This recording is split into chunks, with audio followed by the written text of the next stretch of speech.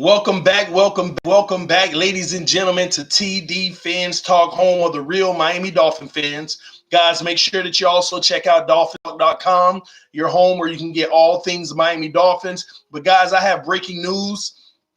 Give you a little backstory of where I got this news from. I was pretty much up all last night. And don't tell the wife, but I think I went to sleep around 4:30 a.m. And I was just doing all kind of research. I'm hearing about this, then I'm researching that. And one thing that I came across was an article about Minkah Fitzpatrick and some of the things that he's actually said recently. And I read this fresh from yesterday, and I haven't seen anyone talk about it. And this is a good conversation to have based off of the words that he actually said.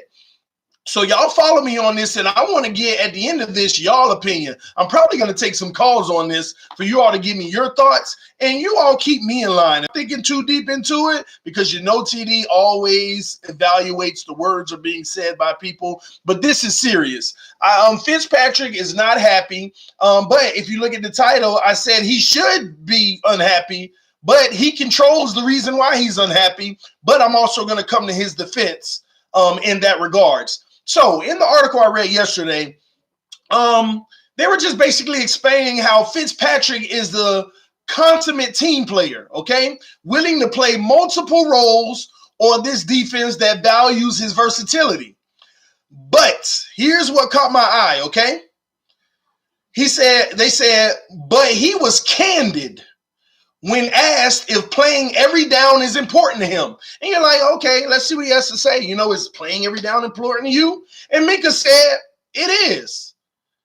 I think everybody that plays this game is going to want to be able to go out there and play all the time, especially when you put as much as I do into it. And think about it. And I think it's important to be out there. It's important to have the best players out there, and that's what camp is for, to decide who's the best player. So remember these things as I keep going on this subject so you can put two and two together, okay? I want you to remember these specific words. First of all, he was candid saying this, and he said, I want to be out there all the time.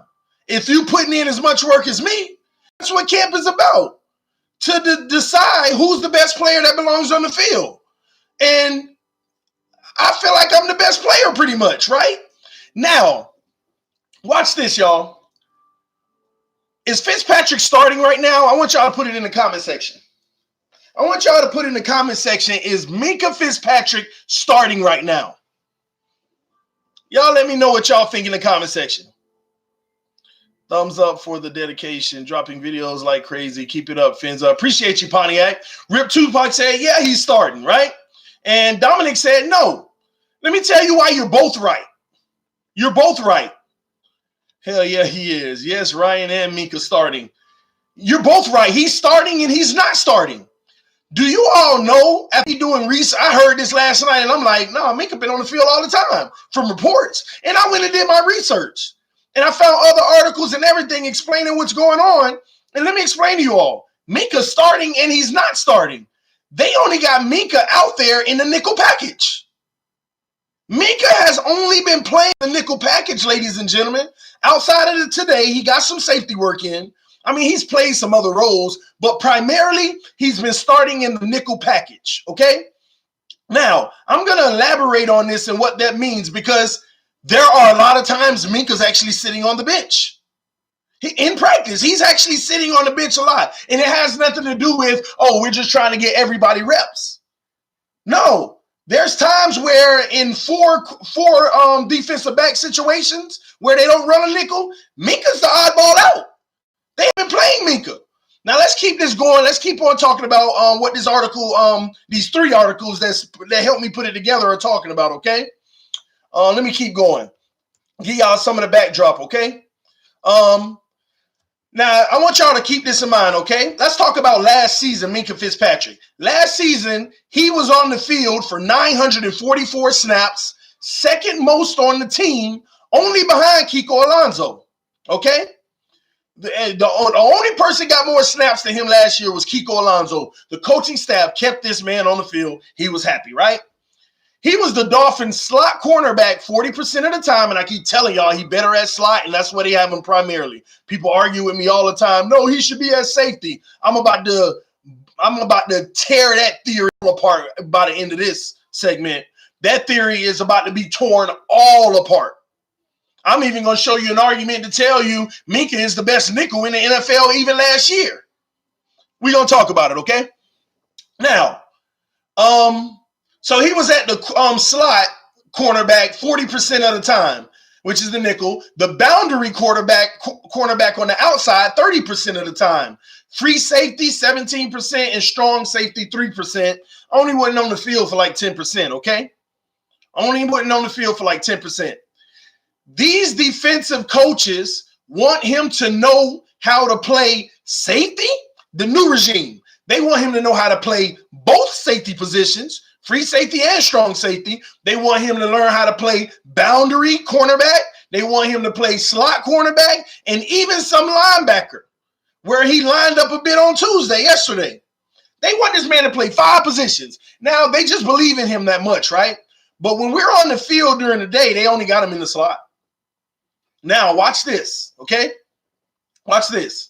Miami so far is wisely using him a lot in the slot.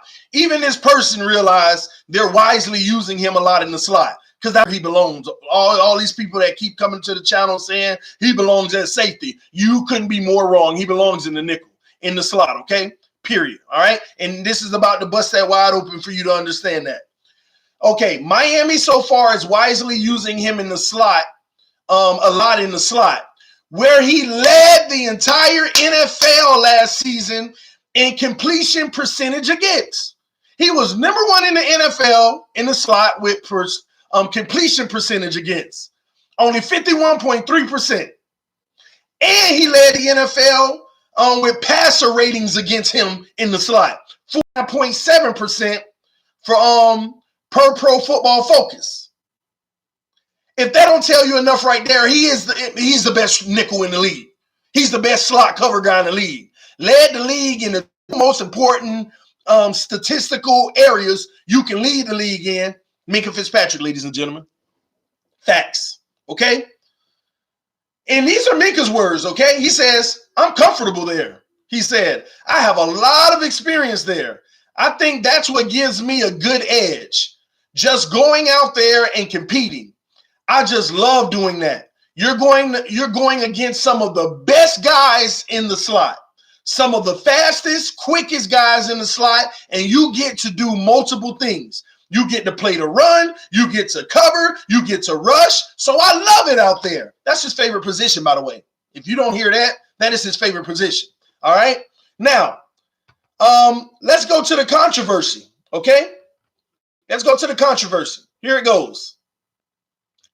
But let me hold on 1 second. Let's go to the controversial part that's making all of this frustrating for Minkah, okay? Minkah Fitzpatrick, Miami's 2018 first-round choice, assuredly is one of the Dolphins' 11 best defensive players. But whether he is a full-time starter with this team remains less unclear 5 days into camp. When the Dolphins have opened in the nickel package in practice, Fitzpatrick often has been on the field, lining up in the slot. Here's the problem. But when the first team defense features only 4 defensive backs, it hasn't been unusual to see Fitzpatrick on the bench, with Eric Rowe at one cornerback spot opposite Xavier Howard and Bobby McCain at free safety and opposite of Rashard Jones or TJ McDonald. That's also telling y'all Bobby's the actual free safety now, because Rashard Jones and TJ McDonald are actually splitting the strong safety work. They're not even going over the free safety. That's all Bobby McCain now. I think it's official at this point. Bobby McCain is the free safety, and Rashard Jones and TJ McDonald split the strong safety. I think that's a fact now, and this is outlining this very well. Okay, Rowe has taken the vast majority. I ain't say majority, the vast majority of first-team boundary cornerback snaps opposite Howard, which all leads to the question, should Fitzpatrick be playing every down? Now, if he's one of our best defenders and he's so multifaceted, which I believe he is, that's a fair, great question. Should he be playing every down? And I'll leave that up to y'all to decide because we're going to keep on talking about it on this article. Now, here's what Brian Flores said about it. And I can understand where Minkah's frustrated, but does Brian Flores have a point too? Watch this. That's up to Minkah. The question was, should Minkah be playing every down? Flores said, that's up to Minkah. I think if he shows us that he can play on every down, play in different spots, tackle, play the deep part of the field and cover, the guy is deserving of playing every snap. That's up to him. So in other words, Flores is basically saying, if Minkah wanted to, he could play the whole game. But I have to be able to see that he can play different spots, that he can play every down by playing in different spots, by tackling well, by playing the deep parts of the field and cover. The guy is deserving of playing every snap, but that's up to him. So right now, that leads me to believe that the coaches are saying, man, he's A1 in the slot. Anytime we got a slot moment, that we got a slot on the field, Minkah's going to be there. But when he's on the outside, it's not that he's not great, it's that I don't feel like he's as consistent. When he's at the safety position, it's not like he's not great, but it's not as consistent. I think that's the message that Flores is sending. If Minkah was 100 at all of those things, then it would be his. And what I think Flores does not want to happen is Minkah playing the entire game and him being ran raggedy at every position causes his slot production to decline slightly, even if it's still real good. Even if it's still real good. Because think about it. Here's what's happening too, guys. Minkah is the much better slot than Bobby McCain. So why are we going to have a lesser talent in the slot? So Bobby McCain needs to play the FS, the free safety. So it's like a catch-22, but at the same token, I can't put you at the safety if you're better deserved than the nickel. And then when we don't run a nickel, that's Bobby McCain's work over there. And do I think that you're better than TJ or Rashard? Maybe TJ, but Rashard, we got better options on the other side. Why am I just going to occasionally move Bobby McCain out of the free safety when that's his position now? Not unless you show that you overwhelmingly can handle a full game, all snaps, and play all of them, and give me the same production. As great as you are in the slot, are you about to give me 51% completion percentage at the corner? Are you about to give me a 51% completion percentage at the safety? And let's be honest, y'all, what have I been preaching on this channel for so long and everybody come over here and beat me up and say I'm wrong? Last year, he didn't look great in the corner. He held his own, but he got a lot of plays and different things in the cornerback position. In the safety, he didn't look bad, but that's not act like he looked elite. And why do you think I've been preaching this entire time? Minkah Fitzpatrick belongs in the slot. He belongs in the slot. Yeah, he was a rookie. Okay, and now he's a second-year player. He still has to earn that. He still got to get better. So, yeah, you're right. He was a rookie. A darn great rookie at the slot. Oh, my gosh. Beyond impressive to me. But everything else, it wasn't as great. But once again, he was a rookie. So you understand that. And that's all fine. But now he's a second-year player, and the same thing applies. You ain't got to be great at those other things, and that's all fine. I think over time you will be. But right now, he deserves to be frustrated and unhappy about the situation of being on the bench when they don't have a nickel package. But that's solely something only he can control. I truly don't believe the coaches are making a bad decision doing this.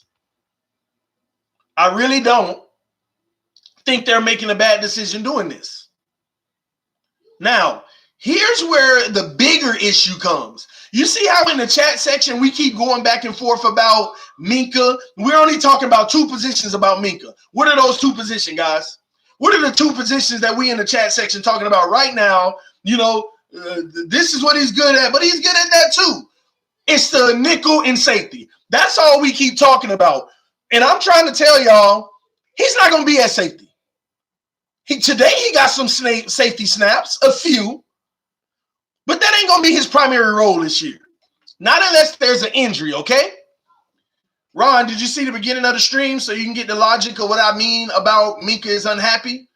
So I don't want you to jump to conclusions and thinking that I'm saying Minkah is unhappy with the organization and he want to trade or nothing like that. He's unhappy, and Flores made it clear with his statement that Minkah has no, I mean, if he's unhappy, it should just be with himself. He wants to be on the field at all times, but he hasn't been on the field at all times. That's what I'm saying, Ron. And he doesn't like that. Out of his own mouth, of course I want to be on the field at all. These are his words, Minkah's own words. Of course I want to be on the field at all times, especially when you're a guy like me that works as hard as I do. But that's what training camp is for, to prove that you're the best guy to be on the field. And I'm the best guy. But they haven't been playing him on the field the whole time. So that's what's bringing a little bit of frustration. But it's not like a bad blood frustration. It's not a bad blood frustration, okay? All right, so I don't want y'all to get the wrong idea about that. Please hit that like button. We already got 63 people in the room and 20 likes. Hit that like button. And y'all go, if you're not getting the notifications or you're getting them late, check out the 3-minute video I made yesterday to fix your notification problems. A lot of people already said, oh, I'm getting them now. Just check out that video. It will help you fix your notification problems, okay? It's a short 3-minute video. I released it yesterday, okay? Now, let's keep this going. We keep talking about whether Minkah should play more at the safety and this and that. He's not going to be a primary safety. Let's get that out of our mind now, and he's not going to get a lot of reps at safety. Bobby McCain's playing FS, free safety. And you got TJ and Rashad splitting strong safety. Where's the room for Minkah? He'll get a few snaps, but he's not going to be anything over 25% playing safety. Let's just keep it 100. But everybody's forgetting the penalties, but it was his weakest. And that was the cornerback position. Not saying he ain't a get corner. He could still do his job out there, but it wasn't impressive. It wasn't impressive. But that's what the argument is about for Minkah. That's where his frustration is coming from. His frustration ain't coming from the safety. I should be on the field at all times. Why I ain't at the safety? He's not arguing about that. He feels like, okay, if I'm not on the field during the nickel and y'all running a 4-back package and there's no room for a nickel, I should be opposite Xavier Howard. I'm the best. I'm better than Eric Rowe out there. That's where it's coming from. What I believe is a little inside controversy. Why wouldn't he feel that way? Yeah, he good at cornerback. He ain't as good as he is at safety and nickel. But yeah, he good at cornerback. So that's where his frustration may be coming from, yeah, I want to be out there all the time. As much work as I put in. Man, and let me tell y'all why. Let me finish this third article. The reason is the real question ain't about safety, right? The real question is whether Fitzpatrick should play on the boundary instead of Rowe when Miami uses 4 defensive backs when they don't have no room for Minkah. Should he be playing over Eric Rowe? Last season, Fitzpatrick had a 80.5 passer rating on the boundary. So look at that. In the nickel, he had a 49 passer rating, if I'm not mistaken, against him. But in the cornerback position, he had an 80.5. So y'all see the difference. You see what's better, right? But here's what he's not happy about. Eric Rowe career passer rating against is 85.2. Slightly even worser. And before going on to injured reserve on Halloween last year, Eric Rowe, he was targeted 13 times last season, allowing 8 completions for 106 yards and 2 touchdowns, equating to a bloating 126.9 rating in the passer era. So Minkah's last year was 80.5, and last year for Eric Rowe was 126.9. I see why Minkah is a little frustrated. Because he definitely is like, no, I should be on this field at all times. If you're running 4 backs and you ain't got a spot for the nickel, then I should be opposite Xavier Howard. Y'all let me know if I'm off here. Am I reaching? Am Am I just making up a story about nothing here? Y'all let me know so I can make sure I stay in tune here. Because that's a great point. Should he not be on the field opposite Xavier Howard? Because we're sitting here treating Eric Rowe like he's the better option because we brought him in. This is interesting. A top 5 pick. What do you mean Ward was a day one boundary and got all snaps there and was also a top 5 pick? What does it matter? These are the stats of Eric Rowe when he was on the field. I mean, Minkah wasn't the starter for Miami at corner. He got a lot more snaps due to injuries, but same difference. But it's night and day. And also, let me ask you this. I don't know if I agree or disagree. I missed 10 minutes of the show. So, well, let me just ask you this, Ron. Who's the better cornerback, Eric Rowe or Minkah Fitzpatrick? That's all you got to say. Who's the better cornerback? What's your thoughts on that? Who's the better cornerback? And y'all answer. Everybody answer in the comment section. Who's the better cornerback? Huh? Oh, I was responding to a guy in the chat. Oh, okay, my bad, man. But y'all let me know, who is the better cornerback? Eric Rowe or Minkah Fitzpatrick? And that's the concern. That's the concern. So I can see why Minkah would be like, man, yeah, I belong on the field. He was candid about saying it. Putting in as much work as I do. That's what training camp is about, to find the best guy on the field. And I know I'm the best guy. Man, let's keep reading here, man. And he permitted a poor 106 passer rating in his coverage area in 2017 after posting a great passer rating against in 2016 of 61.9. Eric Rowe has been uneven throughout summer practices, very good at times and burned at others. Fitzpatrick said he has no idea how much boundary cornerback he will play this season. Let me see something. Hold on. I'm moving too fast. I had a lot of experience outside in the boundary last year when some people went down, and I think I could provide a lot out there. This is Minkah almost pleading. These are his exact words. I had a lot of experience outside in the boundary position last year. When people went down, I think I could provide a lot out there. And this is what he said. You know, for now, I'm all over the place. I've been doing different looks at safety, whether it be up on the line, at linebacker at times, covering the half, covering receivers in the slot. And in the meantime, he's heeding one critical piece of advice from Coach Flores. And this is when they talked about when Coach Flores told him, Flores gave him some advice. He said, you're so fast, basically. I'm going to summarize what he said. He said, you're basically so fast, you play fast. And you can get there too early. You're just playing so fast.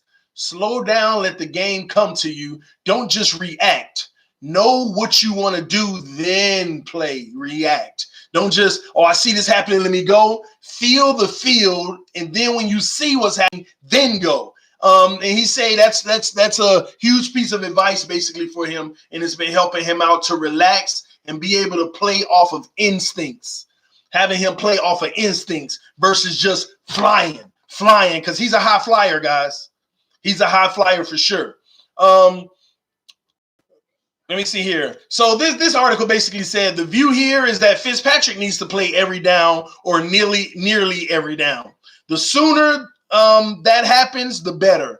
And I would actually have to agree with that. But again, Flores has made it clear that's up to him. Let me put it like this. And I'm not saying this is the ratio, but this is my thought process on it. On a scale of 1 to 10 at the cornerback position, let's hypothetically say that Eric Rowe is a 6.9 and Minkah Fitzpatrick is a 7.2. And that might be fair of an assessment to me. And I could be wrong. Some of y'all may see it different. Eric Rowe is like a 6.9. He's just a little too inconsistent. But he has his moments of goodness. He's a 6.9 and Minkah's like a 7.2 out there, right?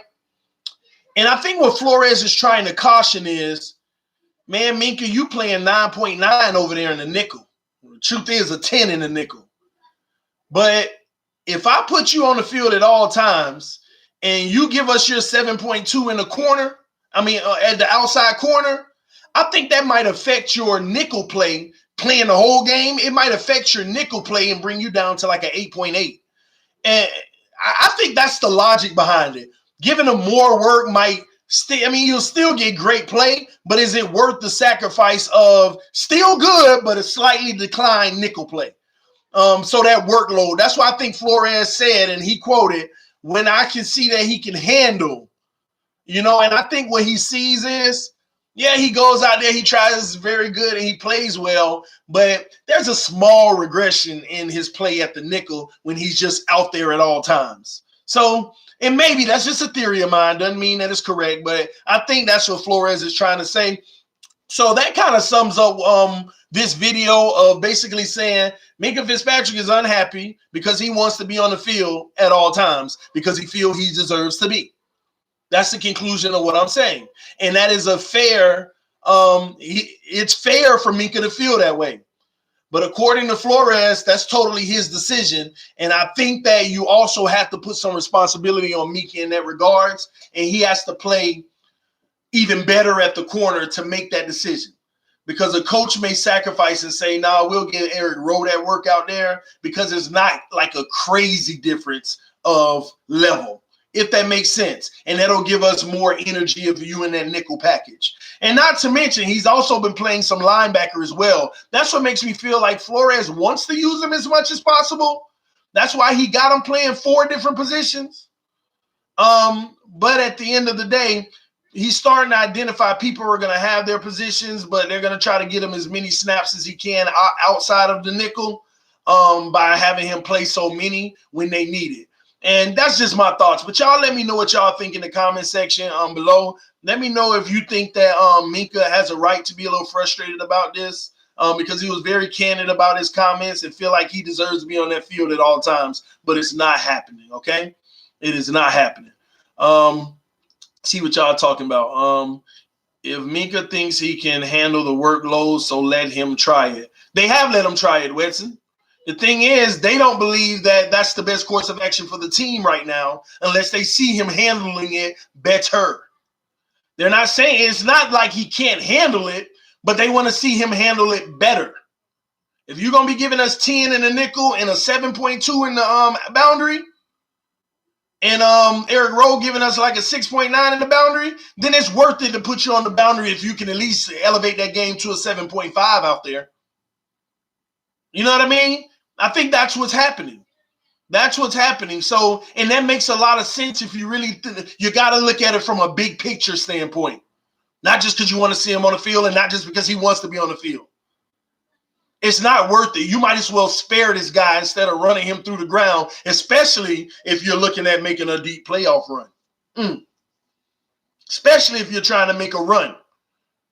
People don't think about this stuff. They prepare for the regular season. Then when they get to the playoffs, their team be burnt out 30-3. All right, next round, y'all go home. Like they put everything into just making the playoffs. And that's something that the Patriots always did and people didn't recognize. That's why they share the ball so much. It ain't no one catalyst other than Brady and Gronk or whatever. It's always about, I mean, it ain't that serious, man. Stop worrying about numbers and all of this and that. Let's put you in the best position, have you healthy and stronger than the rest of this league whenever you get to the playoffs. Now we want you to give you everything.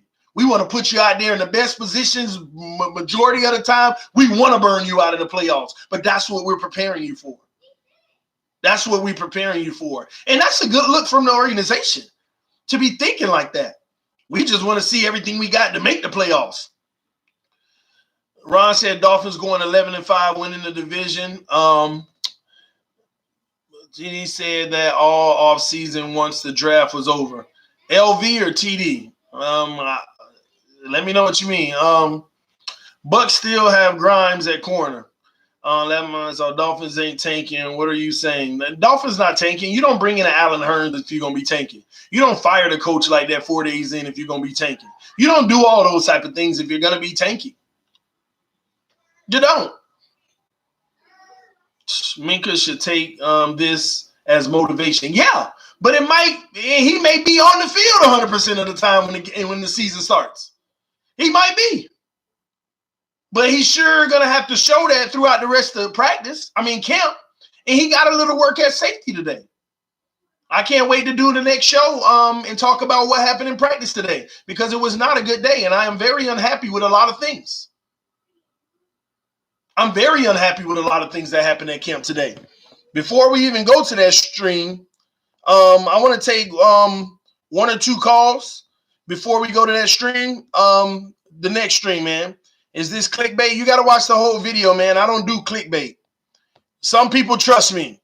When they first read it, of course you're going to think it's clickbait, but listen to the whole video and tell me if you think it's clickbait after that.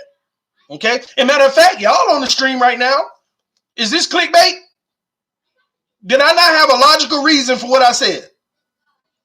Y'all let me know right now in the comment section. Did I not have a logical reason for what I said? Because that's what I put together 3:30 in the morning reading it last night. I was like, man, this is actually something I want to keep my eye on, because this is a little controversial. He can't be happy about this. And when I was writing the title, I was like, man, I don't want to write it like this, because people are going to think, oh, I ain't hear nothing about Minkah being unhappy, you know? But is this clickbait?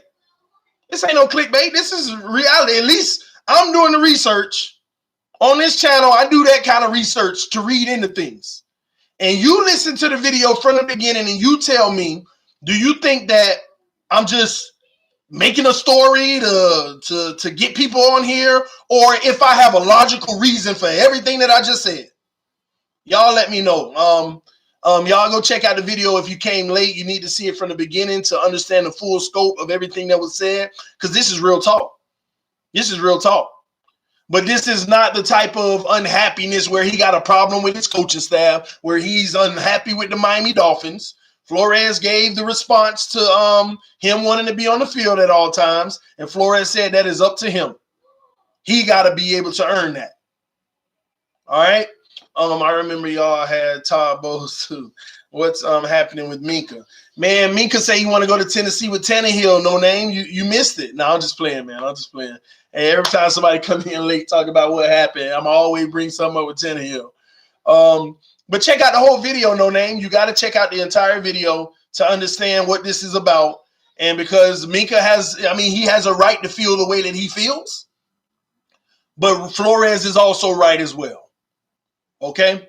And that's just my take. This TD Fans Talk, home of the real Miami Dolphin fans. Let me put the number in the comment section below so I can get a few call-ins before I go on to the next stream. The next stream, before we do the big stream about everything that happened today, is going to be about Christian Wilkins, something I want to talk about with him as well, all right? See here, man, I ain't gonna lie, y'all. Y'all know I started a little late today. Last night kicked my behind this morning, man. I literally went to sleep at like 4:30 in the morning, and I had to wake up at 5:15. That's what time we get up over here to get a few things together and get the day situated and all of that good stuff. I had 45 minutes, and I went back to sleep at around 7:30. Kind of neglected the babies for an hour. Didn't get up to 8:30, and I know they were up at 8 playing around out there, but I just couldn't do it. And then I was just sluggish this morning, so I took a shower, all that stuff. Had to get back into it, and now I'm here, baby. Especially after getting the sad news that we lost a family member in the Dolphin family. So y'all go check out that video I did right before this, celebrating his life, man. Not mourning it, but celebrating it, guys. This is the number in the comment section. If you want to call in and give me your thoughts about this situation with Minkah, what do you think about it? Is it something where he's going to earn the right to be on the field at all times? Is Flores right in what he thinks? Is Minkah have a legitimate gripe to be unhappy about this? Y'all let me know what you think. But the number is below in the comment section, 954-324-4661. You got to. Oh, well, we got a call and the ringer didn't ring. Maybe my ringer down. Thank you for calling TD Fans Talk, home of the real Miami Dolphin fans. Who do we have on the line? Who is this? I think it was a Patriots fan trolling and hung up. What happened to Minkah, bro? Why is he upset, bro? What in the world? Rip, you got to see the video for beginning. I guess just the notion of being upset can make it seem like clickbait, because everybody, they look at, he is upset. He's not happy, but don't look at it in the worst way. Thanks for calling TD Fans Talk, home of the real Miami Dolphin fans. Who do we have on the line? What's going on, man? You got Logan again from Virginia. What's up, Logan from Virginia? Shout out to you, homie. Tell me what you think about this, man. Am I just tripping here making a story, or is this legitimate?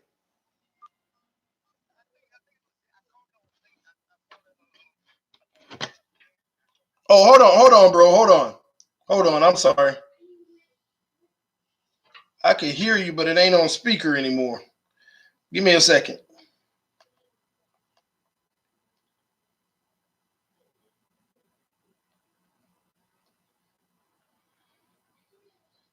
Let me do this. I'm gonna call you back, okay? All right. I don't know what just happened. Redial. Yes, sir. TD. Yeah, go ahead. Tell me what you think about it, man. Man, I think you got to put the best players on the field. Okay. I didn't like Minkah on the boundary last year. Mm-hmm. I think he played better. I give him a A+ in the slot. Okay. I give him a B- at safety. I give him a C at boundary. So but at the same time, you got to put the best players on the field. So I would have them, and when we run a nickel, I have them in my nickel. When we run a 4-3 or a 3-4 base set, I got to have them up at safety, man. I would take out Bobby McCain, maybe even put Bobby on the boundary, which I didn't like that either. I don't know what Rowe going to do, but that's my thoughts. What do you think? I mean, you make an interesting point, but I want to hear your thoughts with, and hey, that's what you think should happen. And you actually make me feel like, I mean, that's a good point. Why aren't they looking at it that way? But right now we have no choice. It's easy to say what we love, but there's one factor that's looking pretty obvious that's not going to change at this point. Bobby McCain is playing free safety. So with that being said, let's take out the factor of you would put Bobby McCain in the corner. If Bobby McCain's going to play the free safety anyway, then what would you do? I mean, Bobby McCain doesn't have as much. I mean, he's older, but he doesn't have the experience that Minkah has at that safety position. But what if Flores is telling you right now Bobby McCain looks like the best free safety on the team? Because reports say that Bobby McCain has been consistent, played almost every snap at the free safety, and he actually is shocking everyone, looking great at back there. So what if Flores was talking to you right now and said, hey, believe it or not, Bobby McCain is the best free safety we got on this roster? Then what? It's been five practice. No. I get that. I'm walking you down the road of maybe the coaches are thinking this, so that if Flores looked you in your eyes right now and said Bobby McCain is the best free safety on this roster, then what though? If he says that, I would have to put Minkah back. Minkah is the best. Is top 3 best defensive players on that roster. Okay, I agree. You cannot have a top 3 defender as a situational type player. You can't just have him in when it's 3rd and 7, when it's a passing down, when you have to run nickel. He has to be on the field. I agree, but I'm on the field. He needs to play. He needs to play close to the line of scrimmage. Even if you have to put him at free safety. Let's say we're gonna blitz. Let's say we go. We're gonna blitz, and you put Minkah. He's at the safety, but if we blitz, he can play close to the line of scrimmage and still be in that nickel type role. Safeties don't have to be all the way back. But that depends. But that also depends on the play call, though, right? It does. It depends on the play call, but here's where I think that when people say we should put him at free safety, here's where I think people are being biasly unfair. We're being biasly unfair to Bobby McCain just because we know how good of a defensive talent Minkah Fitzpatrick is. We have to evaluate the fact that, yes, Minkah Fitzpatrick is an A1 player, but let's be 100 here. He's an A1 player in the slot. He's not an A1 player at the safety. He may be a B2 player. I'm just using words here. At the safety. But if Bobby McCain is giving you A- play at the safety position, because I know it's 5 practices in, but we are all literally making an assumption that Bobby isn't playing better than Minkah Fitzpatrick would in the free safety right now. I'm not saying that he is, but we are all making that assumption. And is that not fair to Bobby McCain? Take the bias of us knowing how great Minkah is out of it. We are automatically assuming that Minkah Fitzpatrick would play safety back there better than Bobby McCain. We're automatically assuming that.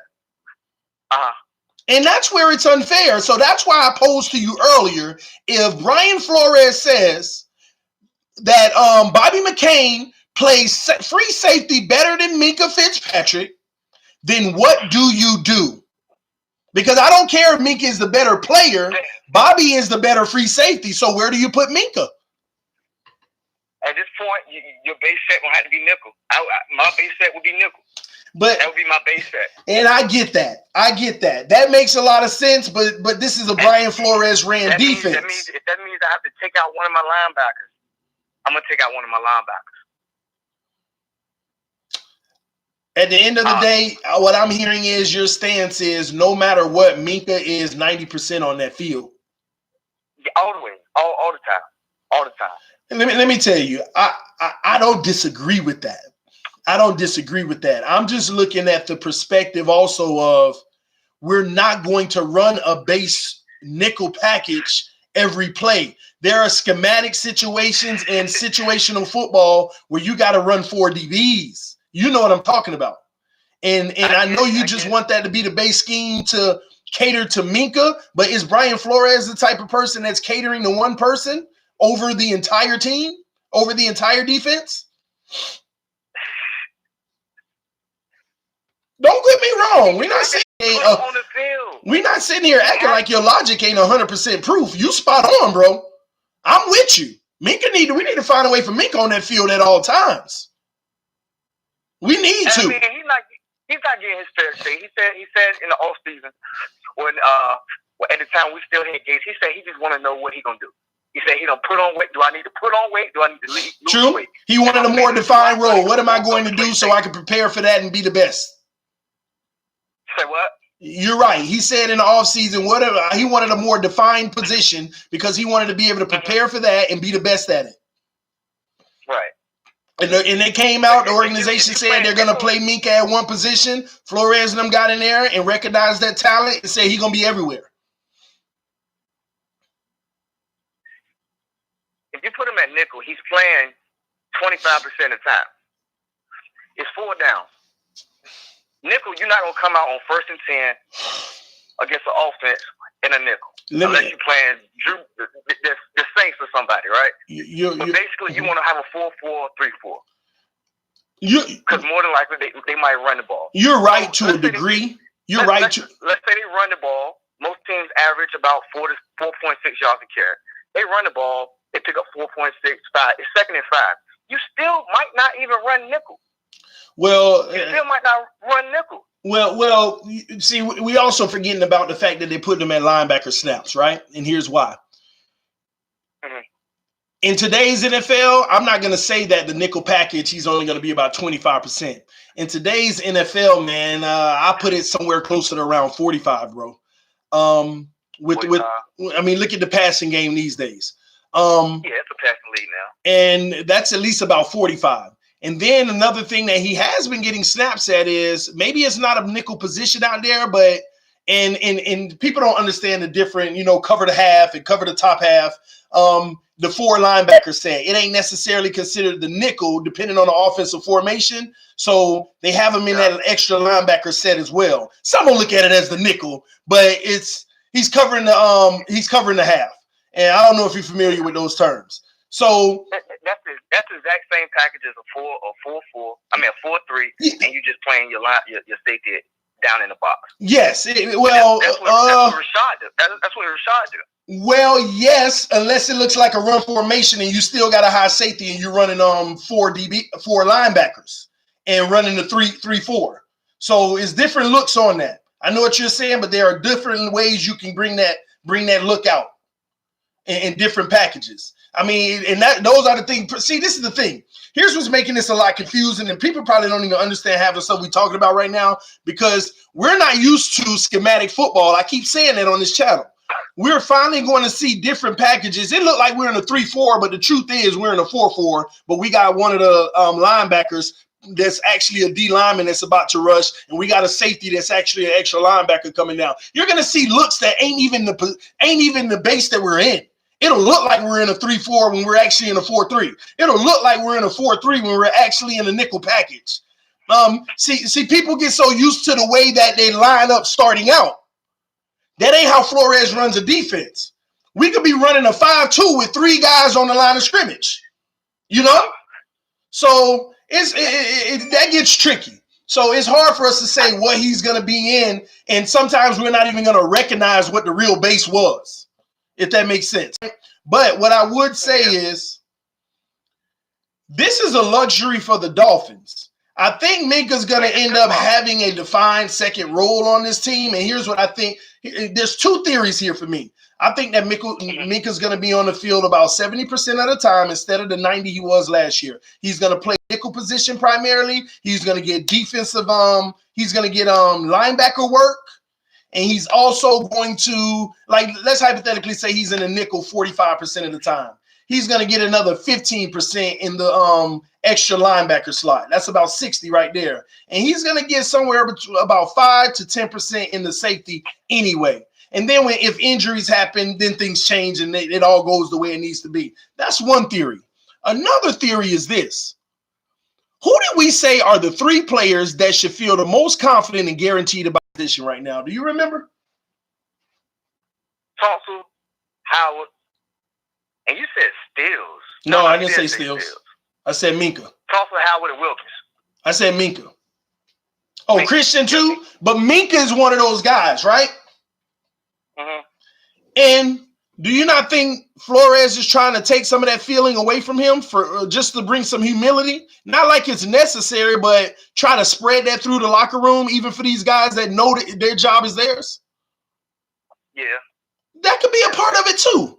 When you got a player like Minkah Fitzpatrick, I mean, this could all just be smoke because at the end of the day, Bobby McCain can look as great as he want back there. But when you got a player like Minkah Fitzpatrick, see, I would feel, you know how I keep on talking about King and Drake and Kalen Ballage? Mm-hmm. How Kalen Ballage is probably might actually be the starter, as long as this injury doesn't set him back. But how, you know how I keep on running on about how he might be the starter and Drake might be the third down back? Yeah. I don't feel the same way about a Minkah Fitzpatrick. See, a Minkah Fitzpatrick is the type of skill where you ain't got to play him at all in the offseason as safety, maybe 5 or 10%, but game 1, he had free safety, and they feel good about it. You see what I mean? Yeah. It's not the same as the Ballage and Drake situation. Just like Rosen and Fitzpatrick. You don't feel that way about, oh, they just giving Fitzpatrick all the reps and all of a sudden game 1 Rosen starts. Pete, give me my money. But you get my point, right? Yeah, I get your point. So it could be a little tricky too. Say it again? It could be a little tricky, so we got to watch out for it, but Flores spoke on it. That's up to Minkah. He is a guy that can play every down, but that is up to him. Up to him. Let me ask you about the Drake and Ballage thing. So I heard it's because of maturity issues. Is that true? That's the first time I'm hearing it. That's what Doug said. Okay. That we do wrong. He said because of maturity issues. Did he give a reasoning behind it or any information, facts, or articles? He said that's what he heard on Twitter. Well, and you know, hey, that's the first time hearing it, but I'll bank it in the corner of my brain just in case I start to see evidence to suggest. And if I do see evidence to suggest that, that's when I go with it. But right now, I can't go with that because I don't see any evidence to suggest that the Drake situation is a maturity thing. Because I change my stance quickly on anything if I just get the evidential proof. I can't just go by what people say on Twitter. But if I hear something on Twitter about what they say, and then I look up a few things and I see some supporting evidence to put 2 and 2 together and say, that could very well be the issue. But do you know of anything that would make you feel like maturity issues? Any reports that he had an attitude? Any reports that he was acting? Anything? Hold on. Did we hang up? Hello? Hello? Yeah, I'm here. My bad. Did you hear anything like that? I haven't. I've noticed that when we have the little breakdowns, it's like a little 30-second video. I see him playing around. This last year, the year before. But one thing about Drake ain't never had his fair shake. Alabama, under Nick Saban, under Nick Saban, Adam Gase, he never had his fair shake. He let Frank Gore take his spot. Frank Gore had all those rushing yards, no touchdowns. Well, I always argue. I'm sorry. Go ahead. You got to let players grow. You got to let them grow. I know as a quarterback, it's good to get under and watch and learn. So let me tell you, athletic running back, you got to put him on the field. You got to let him learn for himself. Let me tell you my thoughts on that. Why I actually always push back on that theory. Let me tell you why. Mm-hmm. First off, with the Drake playing on the field, I do see him smiling a lot and just having fun, dancing. When Blaj got that, this is business. But I still don't look at that as a maturity thing. That's just somebody trying to be loose in what they do. And we'll make that assessment later as we know more. But let's get on King and Drake and what you just said. First off, you said that he never got his fair shake, right? Right. In Alabama, he didn't get his fair shake. For the Miami Dolphins, the 4 years he was there. Yeah, the 4 years he was there, he didn't get his fair shake. For the 3 years he was with Miami, quote unquote, he didn't get his fair shake. So we got 7 years of this man not getting his fair shake. Like I always argued about Tannehill, but people destroyed me about it. But watch this. I'm going to go ahead and use what everybody used to say to me about Tannehill. It's been 7 years. They the professionals. You know, the saving the professional. Who am I to question why they didn't give him his fair shake? Maybe he didn't deserve a fair shake. Maybe they saw something in practice day in and day out that says he's a good, skilled player, but he ain't the guy to roll with primarily where you can feel like he's your guy long term. That's fair. But we see a few plays that make us feel lovely about him, and we want to see him be the guy. And we never see it materialize, and we automatically jump to he's not getting his fair shake. Okay. Instead of having a player's career die on your bench, how about giving him some workload, show his worth, and then trade him? Get some value out of it. But don't have talent sitting on the bench. He's talented. He can block. Yeah. Block. We've seen it. Hey, slow down now. Slow down. I've been with you all this time so far, but please don't bring out of your mouth that King Drake can block. Did you not see him lay that boy on Don't name 1 or 2 or 3 situations. Don't name 1, 2 or 3 situations. Come on. Don't name 1, 2 or 3 situations to me. Please don't. He's a great chipper. He can chip. He's a chipper. Like Tannehill, of course he can't go block for Tannehill. Tannehill ain't gonna hold the ball for 6 seconds. Can't nobody block that. Thompson can't block that. Drake is 6'1", 217. Frail down low, got a little size up top. He's not gonna hold a block for as long as Tannehill can hold the ball. Bro, he will hold a block long enough for you to for an average quarterback to get a relief off. Bro. Give him a chance, man. I was loving every bit of this conversation until you spewed out that blasphemy. Let me ask you this. Kenyon, hold on. Before you ask me, let me be clear.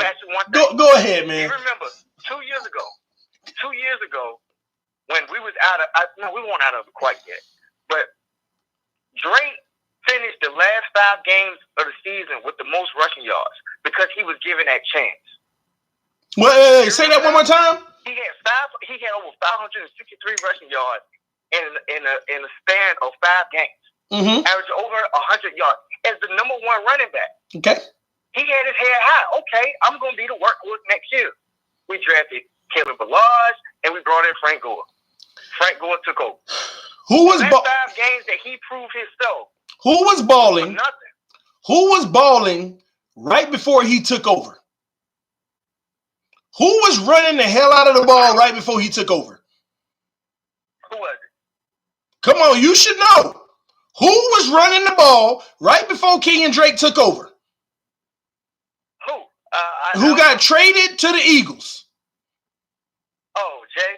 Jay Ajayi. Was Jay Ajayi not beasting? Jay Ajayi was beasting. He was running behind one of our better offensive lines in the run game. What? He was. He was running behind one of our better run game offensive lines. And Drake comes in and he does. That's what actually had me. If you go look at last year, before we brought in Drake, before we brought in Gore. Hold on, let me say this real quick. Before we brought in Gore, and this is what people need to go check out. My last year videos, right before this time when I first started, when we brought in, before we brought in Gore, I was talking about the potential for Kenyon Drake and how he broke out, and this is a huge opportunity to prove that he can be a consistent guy, even though he played behind a great line. Let me say this. We don't know how good Drake is even to this day. All we've had was small sample sizes every year, and the 1 year that made us feel a little, and let's not sit here and say like a lot.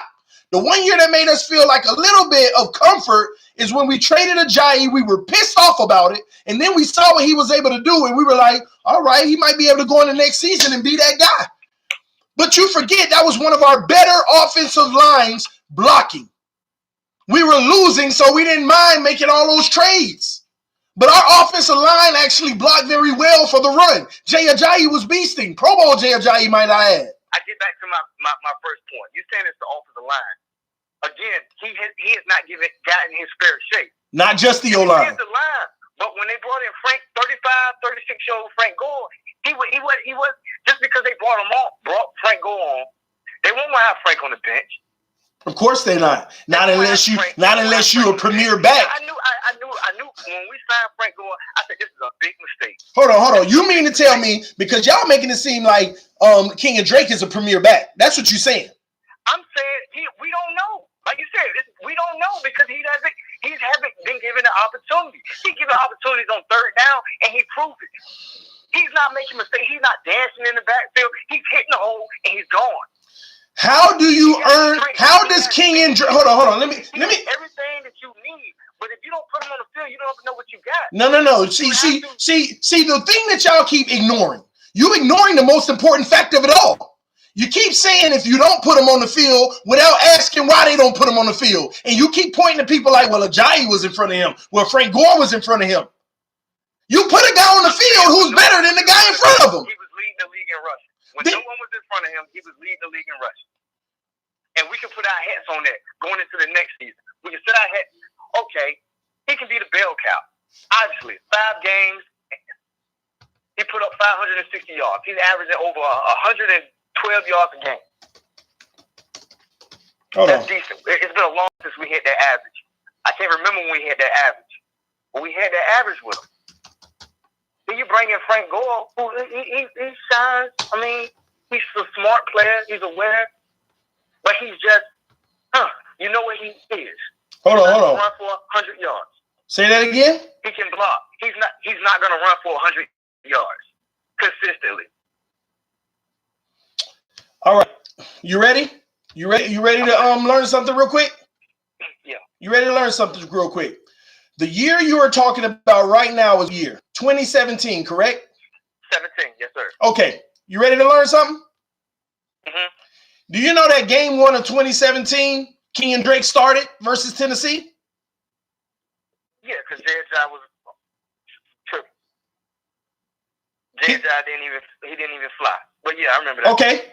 They gave, see, everybody want to sit here and act like they forgot that they gave Kenyon Drake the chance to start, and it was over Ajayi. Game 1 versus Tennessee, 14 rushes for 48 yards, 0 touchdowns. 14 rushes. What's the average? 3.4. I'm going to keep going. Don't worry. I'm going to keep going. And that was against Tennessee defense? Tennessee. We're going to keep going, okay? It's time to help some of y'all out, all right? I'm looking at it right here, all right? Game number 2 against the New York Jets. He started. 11 rushes for 53 yards, 4.8 per. 1 touchdown. That's good. That's good. Decent. That's not sitting there and act like it's premier backish. Well, I'm just saying he can't make the coach call run plays. 11 rushes. If he would have hit 20 rushes, he would have hit 100 yards. I'm saying that's good. Who was coming in behind him? That's the coach's decision. Who was coming in behind him? Do you remember? Who was coming in behind him? Mm-hmm. Was it Gray? No, we ain't had Gray. Williams? Oh yeah, Damien. Yeah. Okay, because I something make me want to look up his stats too to see how it's compared, right? Then against the Oakland Raiders. Let me make sure I got the right year here. Let me see here. Let me back up. Hold on. This is 2018 with Frank Gore. We're going to start there, okay? Uh-huh. Now, remember, we start the season, you bring in Frank Gore, right? Uh-huh. See, we always talk about, he wasn't going to start over Frank Gore. But he started the first 5 games over Frank Gore. And everybody want to act like they don't remember that. He had 14 rushes for 48 yards, 3.4 per carry as the starter. Gore had a better game. As the starter, he had 11 attempts for 53 yards, 4.8 per carry. Gore had a better game. The third game is when he losing respect. He only got 5 carries and 3 yards because Gore had earned it. Gore had earned it. And Gore didn't even start. But after about 1 or 2 carries, they were like, man, let's put Gore in and get this ball moving. Because Kenyon Drake in that third game came out with 5 attempts, only rushed for 3 yards, 0.6 yards per carry. 0.6. The fourth game, he started again. 3 carries, only 3 yards, 1 yard per carry. 1 yard per carry. They even gave this man a fifth game to start. The 5th game he started. 6 carries, 46 yards. He had his best game, 7.7 yards per carry because he had a long of 25. And he actually caught 7 balls too with 6 for 69 yards. That was actually a good game. But the coaches overall, the coaches had saw enough. So Frank Gore started. Now tell me why Kenyon Drake was more productive coming off the bench for the rest of the season than as being a starter. The first game coming off the bench versus Chicago, 13 rushes, 57 yards off the bench. And that's when he fumbled in the game winner. He fumbled, even though we ended up winning anyway, because Drake drove it all. Gore kept driving it all the way down the field, and they would try to punch it in with Drake. So that's why I hate when people talk about Gore had all those yards and had 0 touchdowns, because Gore was driving it all the way down the field, and they would put Drake in to finish it off. But we want to forget that. See, Jay O'Rian just said it in the comment section. Frank Gore get yards, but don't get touchdowns because he was the one making drives stay alive. Driving down the freaking field, freaking first down after first down after first down. Then they put Drake in the 10-yard line and put in work, and we didn't even get in all the time then. But that's what was happening. Y'all act like, and Gore was never that guy that's going to get through and go for a 60-yard touchdown. That ain't Gore. Gore is a workhorse. First down after first down. Frank Gore is a field position running back. Field position running back. You want a field position running back 10 times more than you want a hit and miss running back. That's a fact. These are facts right here. Freaking Kenyon Drake played better off the bench. Now, that was the first game off the bench. 13 carries, 57 rushing yards. And let me tell you why he got more rushing yards off the bench. Because Frank Gore was opening it up in the run. So when Kenyon Drake came in, they thought it was passing situations. And he started eating here and there. Second game coming off the bench. 6 carries, 72 yards. Better back off the bench. Now, mind you, let's be fair here. One of those rushes was 54 yards. So really, he had 5 rushes for 18 yards. And add that big one, it skyrockets.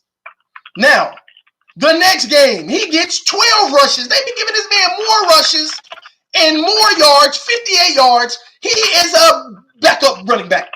He is one of the most productive backup running backs in the NFL. That's what it looks like. And it goes on and on. I'm looking at the stats right here. It goes on and on. And then look at this. At the end of the season, Kenyon Drake gets the last 2 games. He gets his starting job back. But we all know why. Because Gore was dealing with the little injuries. He get his starting job back and he go right back to being boo-boo. He gets a start in game number 16.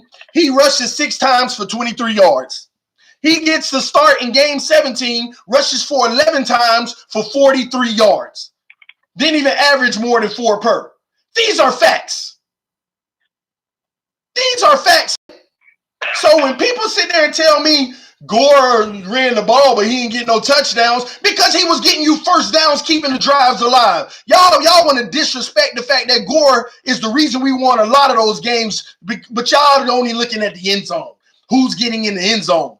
Y'all the type of people that if Devontae Parker caught the ball 99 yards down the field, but Kenny Stills got the touchdown for 1 yard, y'all giving all the praise to Kenny. No, these are facts. What you got to say about what I tell you, the facts? You gave me all facts, man. I can't say nothing. Come on, man. But we can go to 2017. It might be a better picture for Kenyon Drake in 2017. Let's go to 2017. Because he did rush 120 yards in 2017 and had 535 touchdowns. It might be a better picture. Let's take a look at it. Let's see. Let me scroll this down. Okay, so he didn't start the first 10 weeks, man. Okay, hold on, let me see. He didn't start Kenyon Drake didn't start the season, obviously, Jay Ajayi's situation or whoever was in front of him, right? Uh-huh. Guys talk about you got to score. Y'all missing it, man. You ain't gonna never score if you ain't getting the first downs to get down there. Frank Gore is an older running back. He was gassed at the end of those drives. So I was at the Chicago game. Frank Gore ripped off a 9-yard run, an 8-yard run, a 24-yard run, another 17-yard run. They threw it to Kenny Stills or Amendola. It bounced out his hand and flew back to Kenny Stills to keep the drive going. Frank Gore right between the tackles again. Another 9, another 8. We on the 2 freaking yard line. Frank Gore done had 6 rushes on that drive. Got us to the 2-yard line. Let's go win the game. They call a timeout. I'm in the stands like, see, I was in the stands at first, and I'm like, please don't put Kenyon Drake in. All these Bears fans was around me, and I'm like, let Gore finish it off. And they call a timeout. I said, smart move, Gay, smart move. They giving the only reason they called that time off to slow down the momentum, they giving Gore a rest because you could see him gas. Before he ran to the 2-yard line from like the 11 to the 2, Gore had his hand on his helmet. He had his hand on his shoulder. He in the huddle on his knees. He was putting work in. And I'm like, hey, man, thank you, Gase, for giving him a rest on timeout. And when that timeout was over, because he was on the side next to Gase the whole time, like, when it's over, I'm going back in. Drake wasn't even in the huddle. He was over on the side. So then about 15 seconds before the timeout was over, you see Drake go over there standing with Gore, and I'm like, what's this? Nah, they gonna put Gore in, though. And Lord knows they put Kenyon Drake in the ball game. I'm in the stands like, why don't they got Gore in the game? I'm like, come on, man. Come on, Matt. I'm saying Matt Moore. Whoever our backup was at the time, Osweiler. I'm like, man, do a quarterback draw. Fake the handoff and run in. The quarterback gonna get in. What did they do? A quarterback. I was hoping they did a read option where the quarterback keeps it and goes in. Man, they did. They actually did the draw. They put that ball in there. Osweiler pulled back and ran in the end zone. I'm like, yeah. And then I was like, oh my God, what? The ball hit the ground. He actually handed it off to Kenyon Drake. He hit the hole and fumbled. Turnover on the 2-yard line for the game-winning touchdown.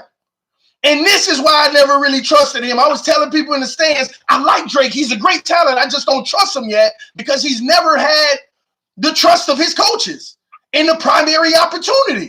And just like you're saying, but that makes me not trust him. That don't mean he ain't a great talent. And when he fumbled that ball, I was livid. And thank God they did the same thing on the other end of the field. They literally got in field goal range and fumbled the ball, and we got it. back. And that's when we ran that ball all the way down, and then we got that touchdown. Albert, one of them touchdowns at the end. But this 2017 season, Drake was despicable at the beginning as a backup, and yes, he ran well at the end. But let's talk about this running well, okay? First game off the bench, 1 carry for -3 yards. And that's all he got is 1 carry. Second game off the bench, 1 carry for 0 yards. Third game off the bench, 1 carry for 6 yards. Fourth game off the bench, 0 carries for 1 yard. He actually didn't even play game 6 and game 7. He didn't even play. He didn't even get a single carry. Game 8, 6 carries for 22 yards. Terrible as a backup at this point. The next game, 9 carries for 69 yards. Good job, because Ajayi is still on the roster. Next game, 7 carries for 82 yards. Okay, but once again, 82 yards, one of the rushes was 66 yards. So in the other 6 rushes, you can't take it away from him. I'm not taking it away, but I'm proving a point that I keep on telling people in the chat. I'm not taking it away. But if you were to sit there and evaluate, he had 6 carries before that of 16 yards. 2 yards per carry. And no, I'm not taking it away. What I'm proving to y'all is, no, hear my point first. No, you're missing what I'm saying. I'm not taking it away. The yards are the yards. He put up 82 yards. That's all that matters. But I'm trying to show you something here. I tell y'all the type of running back Kenyon Drake is: -3, 3 yards, 2 yards, -1, 6 yards, 60, back to 3 yards, back to -4, back to. I'm telling y'all that. I'm not taking it away, but I'm proving a point to y'all. Go to the last 5 games of the season.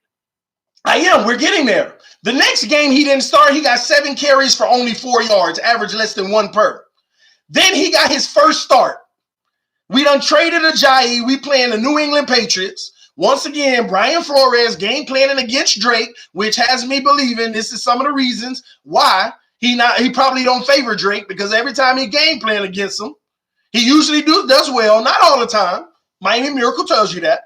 But anyway, he played the Patriots in his first start, 9 carries for 20 yards. Now, they finally say, Kenyon Drake, we just going to run the hell out of this ball. You're going to run. Watch this. He has 23 rushes for 120 yards. 35-9 victory over a Denver Broncos team that didn't even win 4 games. Ain't taking it away, but I'm just saying. Okay? Beautiful. That's 1 game. We say, Kenyon Drake, good job. Good job, Kenyon Drake, even though 2 of his rushes were over 30 yards. Good. Oh, my God. Hey, 23. Hey, you can't take that away from me. You can't take that away from me. 120 yards, and one of them was 35, one of them was 42. So 70-something yards out of 23 rushes. Once again, that's proven 3 yards, -2, -7, 45, 1 yard, 0 yards, 3 yards, 2 yards, 35. I keep telling you, that's why I prefer a Frank Gore and a Kalen Ballage 6, 9, 4, 6, 5, 6. That's first downs. See, Kenyon Drake is a punt, big play, and you still might punt. That's my whole point. And this is evidential, man. I ain't taking it away, but you got to look at that. If you take away 2 of the big rushes, he literally averages about 2.8 yards per carry. 2.8 per carry. And no, I'm not taking it away, but I'm proving the point that the type of running. Hold on, you're missing it. 3 yards. He had this average. I can't take that. I'm not taking it away, but you keep on missing the football philosophy. You're missing the football philosophy of what I'm telling you for what's better for the overall team. Do you rather a player that makes you punt, big game, field goal, punt, big game, punt anyway? Or do you rather a player first down, field goal, first down, punt, first down, and getting better field position? Adam Gase was pass happy. That's fine, but this man was rushing the ball 23 times that game. The next game, he rushed it 25 times. So it don't matter about being pass happy. Pull up the stats when he ran the ball over 20. Let's look at victories. When he ran the ball over 20 times, How many times did we win? Look at that number. He only ran the ball over 20 times twice. That's a stat worth pulling up. 2-0. He ran the ball over 20 times twice. 2-0. One of the wins was 35-9 against Denver Broncos. The other one, and you know what we do against New England, 27-20 with 25 rushes. 2 times. How many yards he had against New England against Brad Flores? How many yards he had? 114. 4.6 per carry. Against Brad Flores. Right? 4.6 per carry. Yes, he did. We ran the hell out of the ball. That's good. 4.6 is good. 5 yards a game. It is. It's good. It is. But if you look at the overall body, I'm looking at the overall body of the season. Overall body of the season. But you're only looking at when he started. And yes, he came on and he looked a lot more productive. He was very. No. You're right. You're right. But hold on.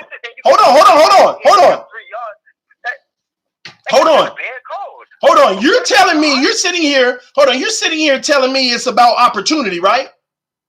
Right. See, I could see if 2018 was 2017 and 2017 was 2018. But that ain't the case, homie. The point of the matter is hold on. Let me finish this point. What he did at the end, you shouldn't even brought in Franco. No, you're wrong. Hold on. You mean to tell me that if a guy is playing boo-boo trash when he ain't starting, he automatically deserves to start? But since we were losing anyway and we trade Jay Ajayi, he gets a start. But if you look at when he got the start, they ran the hell out of the ball. He was running 20 times, 23, 25. And yes, it's opportunity. You're right. Let me finish. He got an opportunity. He showed great flashes at the end of the season, right? And that's when TD, 2 months after the season, came out with some of his first videos and said, Kenyon Drake deserved the right to get more snaps. He deserved the right to be the guy that's a premier back. All people got to do that keep saying I'm hating on Kenyon Drake, go look at some of my very first videos that I was making evaluating this team in the roster. He has the potential to be. Matter of fact, I can mock my own words and say this team has a potential to have 2 running backs with over 1,000 yards. I said the exact same words. 2 running backs. When Frank Gore came in, I made a video breaking down every position, saying both of these guys got an opportunity to be over 1,000-yard backs because of what he did in the last few games. That's why I don't stand for people sitting here telling me that I be hating on the man. I was one of the first ones to say we can have 2 1,000-yard backs because it's going to be by committee. But once again, when they got by committee and 2018 came, what did you say about 10 minutes ago when I said, what do you have to say about the 2018 season? Out of your own, yeah, you're right. I have no words. You gave me the facts. That's what changed my thoughts. That's what made me say I don't trust Kenyon Drake. That's what made me say he ain't what y'all think he is. And just like y'all said earlier, well, if he that good and we don't use him, what's the sense of having him on the bench? How many times have I said over the last month, he might get traded? Y'all talk about, well, trade him then. Have I not been saying that we might be doing that? If I was Drake, I would request a trade. Hey, ain't nothing wrong with that either. He got every right to. If he feels like he's that guy. This is his contract year, right? Yep. He got to be able to prove it this year. And it was going to suck for the situation he in at Ballage start. That sucks for Drake. You're 100% right about it. But put yourself in the coach's shoes. He's not that bad of a running back as you think he is. No. Why? Wait, hold on. Why do you keep saying that I think that he's a bad running back? He did that because of a good offensive line. You said yourself, he did the last 5 games of 2017 because he had a good offensive line. The Cowboys, I don't know what they're going to do. If he go over there, we're going to regret that. If we trade him, or if he requests a trade, which he should, listen to me. To the Dallas Cowboys, they don't need Ezekiel. Listen to me. We are not going to regret it. Let me tell you why. Let me give you an example. If Ezekiel came to the Cowboys and Drake went to the if Ezekiel Elliott came to the Dolphins and Drake went to the Cowboys, Drake is going to put up 12, 13, 1,400 yards. We're not going to regret it. Because Jerry Jones, how many times I got to tell y'all, can y'all please start listening to me? Jerry Jones proved the fact. Jerry Jones proved it about 5 years ago when DeMarco Murray was running the ball in Dallas, and was it DeMarco Murray? I think it was DeMarco Murray. He was running the ball in Dallas. DeMarco Murray had one of his best seasons in the NFL before he went to the Eagles. And the whole city said, we better re-sign DeMarco Murray. He's our future.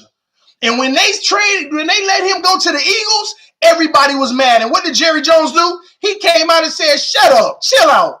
We can buy a Mack truck and it can run through this offensive line. McFadden came in, ran through, had about 1,300 yards. Same thing. Then they were like, we need to keep McFadden, sign him on the big deal. They let McFadden go. They were mad again. Jerry Jones said, shut up. A Mack truck can run through this line. Ezekiel Elliott came in, 13, 14, 1,500 yards. You missing the big picture, man.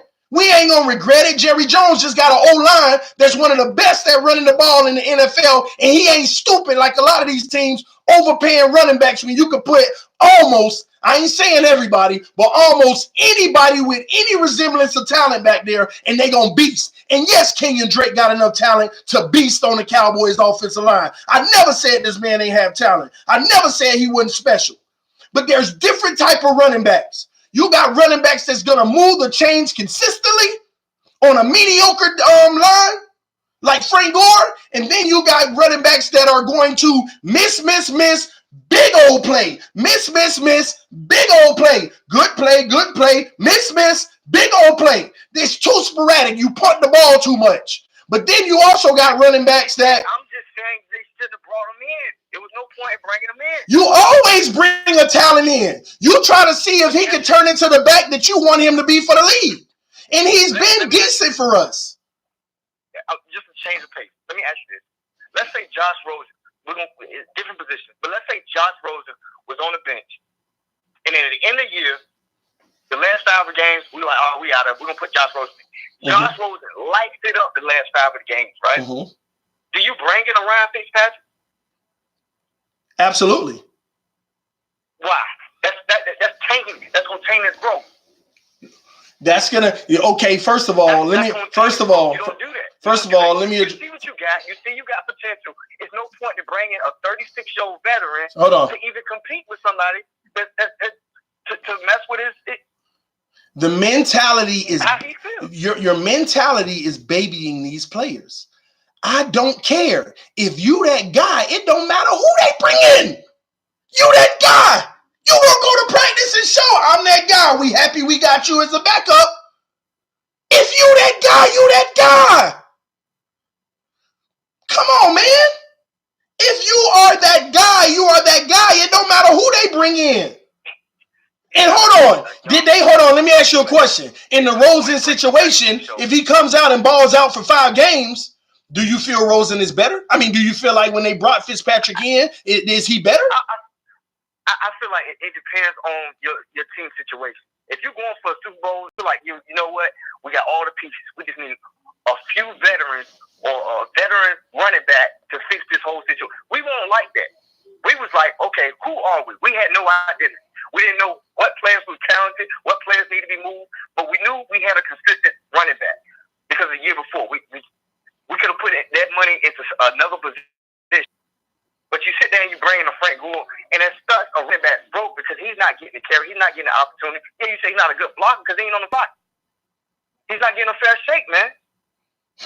Bro, if you have talent, you put talent on the field. That's the same thing we talking about Minkah. You put talent on the field. Bro. You can't have talent sitting out. Bro. The man, listen to me.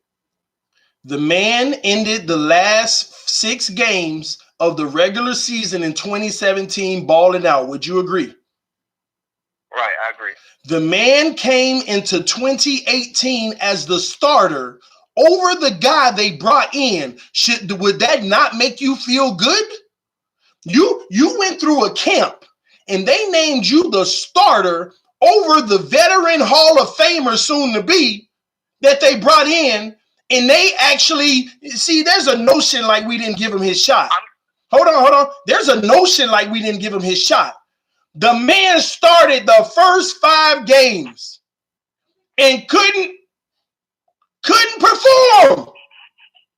couldn't perform. At some point, you got a Hall of Fame running back behind him. They switched it. It should have never happened. Frank Gore should have never been placed on the team. So you mean to tell me you can't have great talent even as depth? You wouldn't add a friend. Oh my gosh! Hold on. Let me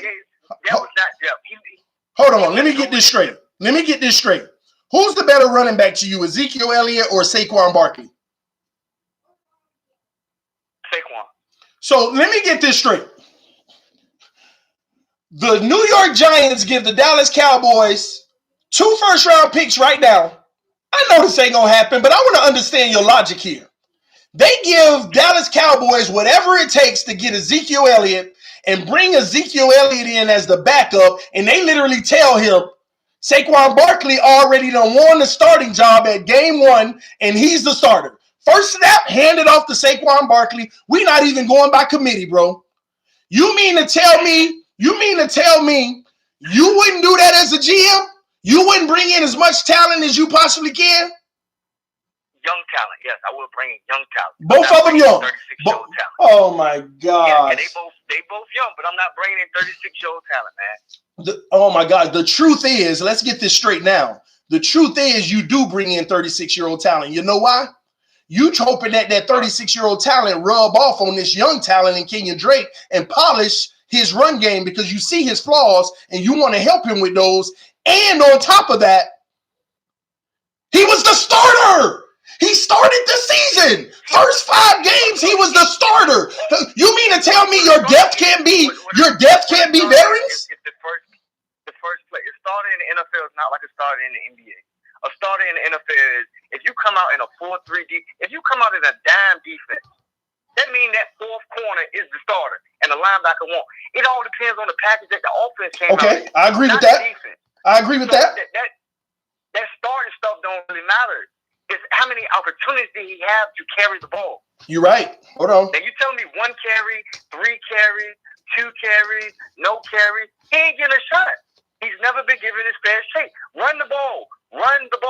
Give the man the ball. Let him create. Let him get opportunities to perform. Do not give him 1 carry, and when he get negative yards, you give up on him. You don't do that to a player. You don't do it to his confidence. You don't do that. That is treating Kenyon Drake so softly to say that you're in the freaking NFL and we sitting here talking about breaking his confidence. That's what I don't understand. We are in the NFL and you talk about breaking a player's confidence by bringing a better guy in, but they still start you and that breaks your confidence.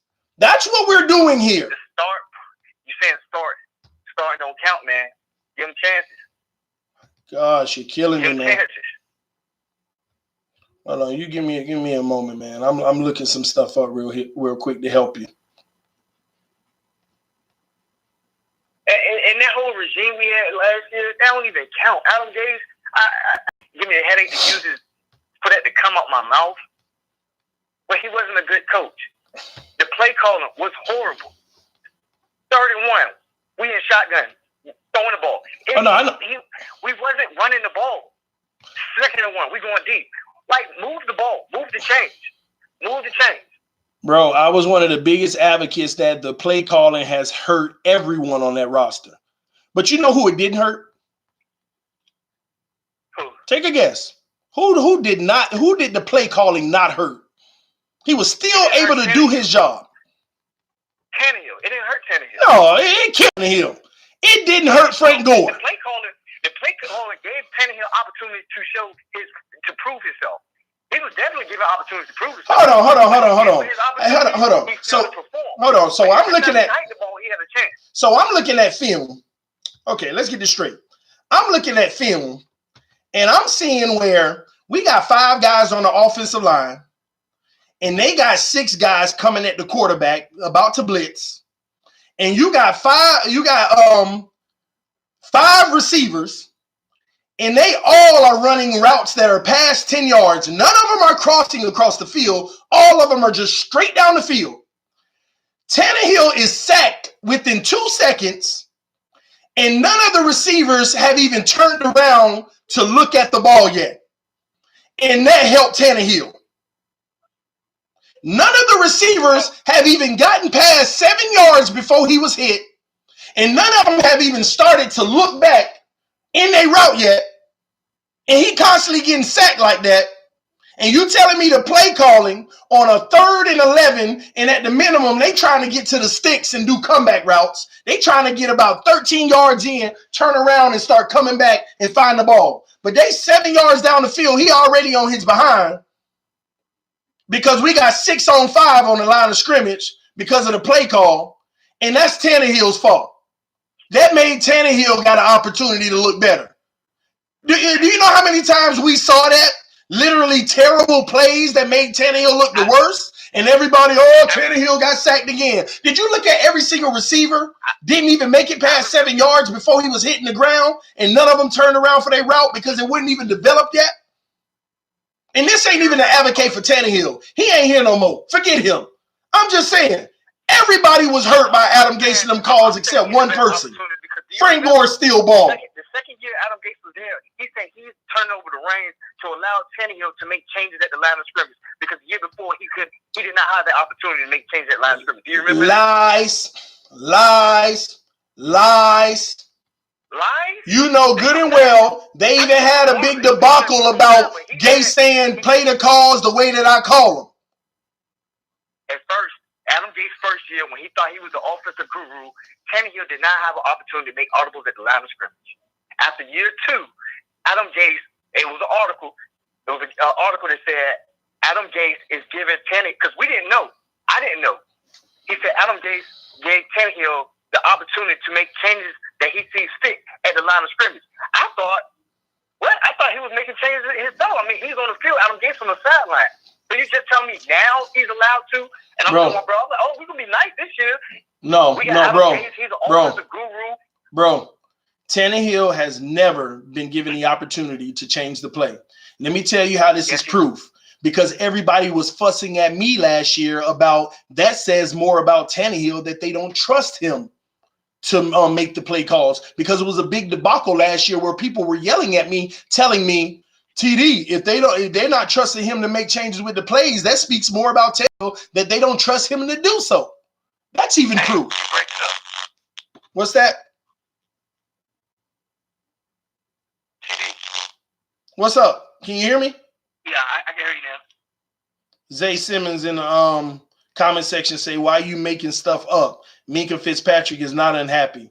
You see the type of stuff I got to deal with, bro? Man, that's crazy. They didn't even watch. Obviously, they didn't even see the whole video to even start out with that. To even start out saying, why are you making stuff up? Minkah Fitzpatrick is not happy. You know, I get that all day, every day. People watch 2 minutes of a video and start telling me where I'm wrong without hearing the full logic.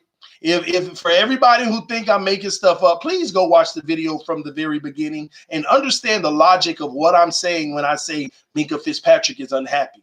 Let me help you out right now. I'm not talking about he's unhappy like, oh, I hate the Dolphins. I want to trade. I don't like Flores. Please go watch the video. I'm not even going to elaborate. Minkah isn't unhappy. It has more to do with himself, man. Minkah Fitzpatrick wants to be on the field at all times because he feels he deserves to be on the field at all times, and he is not happy about not being on the field at all times. That's a fact. Let me get back to this. This last thing, I'm gonna let you go, man. Mm-hmm. I just pulled up the article.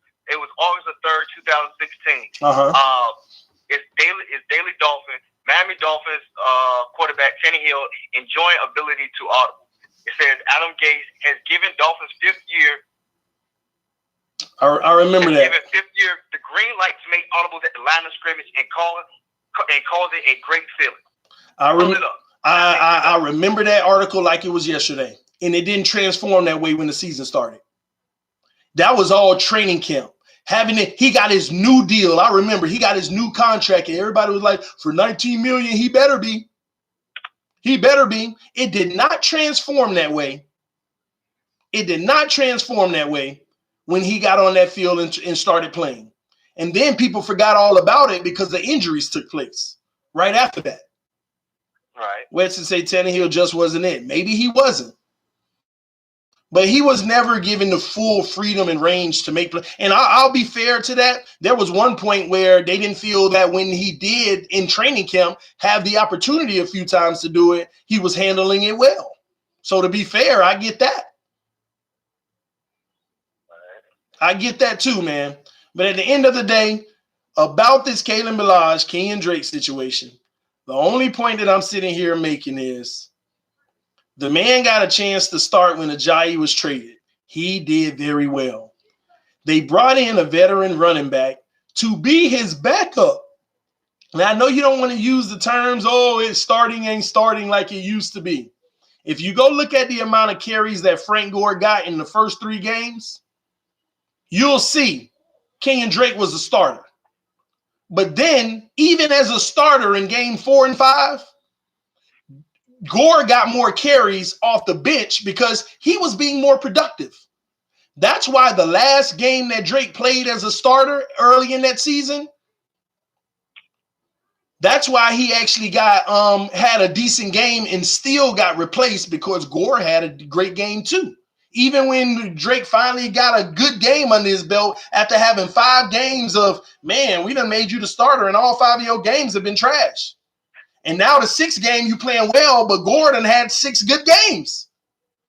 And they went ahead and started Gore. And he maintained getting first downs after first downs. That's all I'm saying here. He had his shot.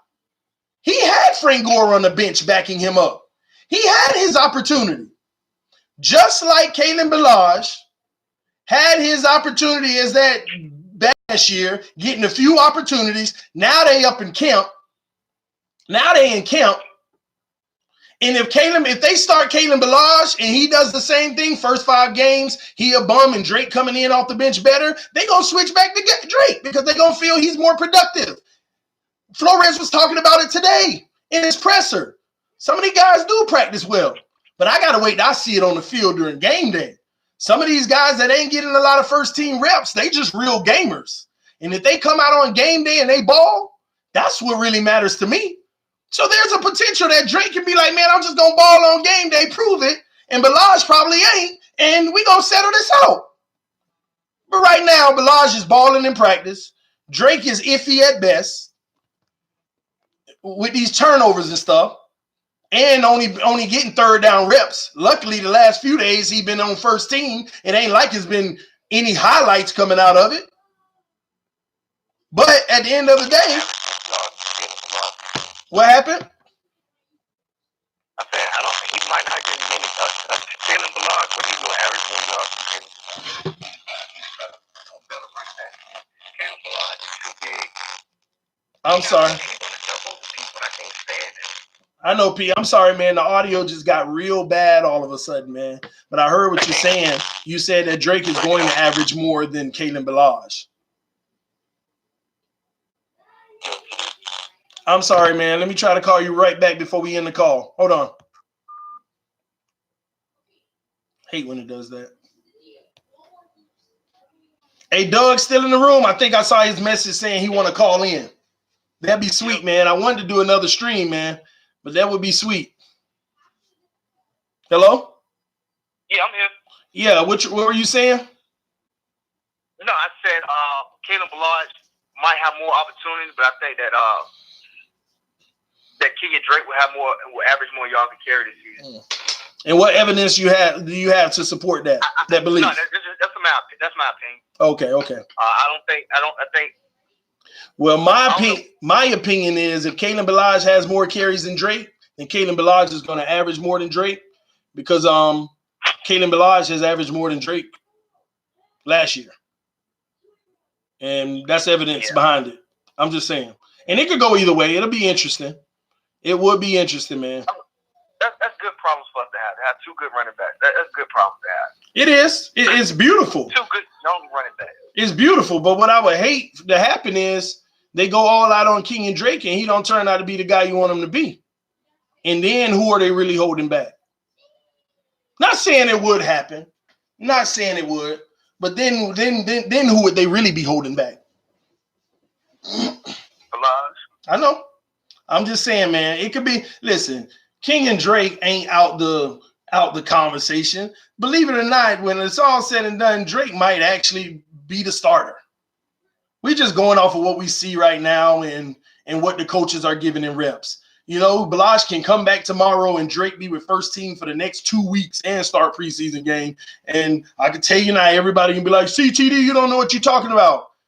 And that's what I got to deal with every day. And that, to me, that just means that they started to see something out of Drake that they wanted to continue to roll with. Things changed. So that's why even people that think that Drake is going to start, I'm not telling them they're wrong.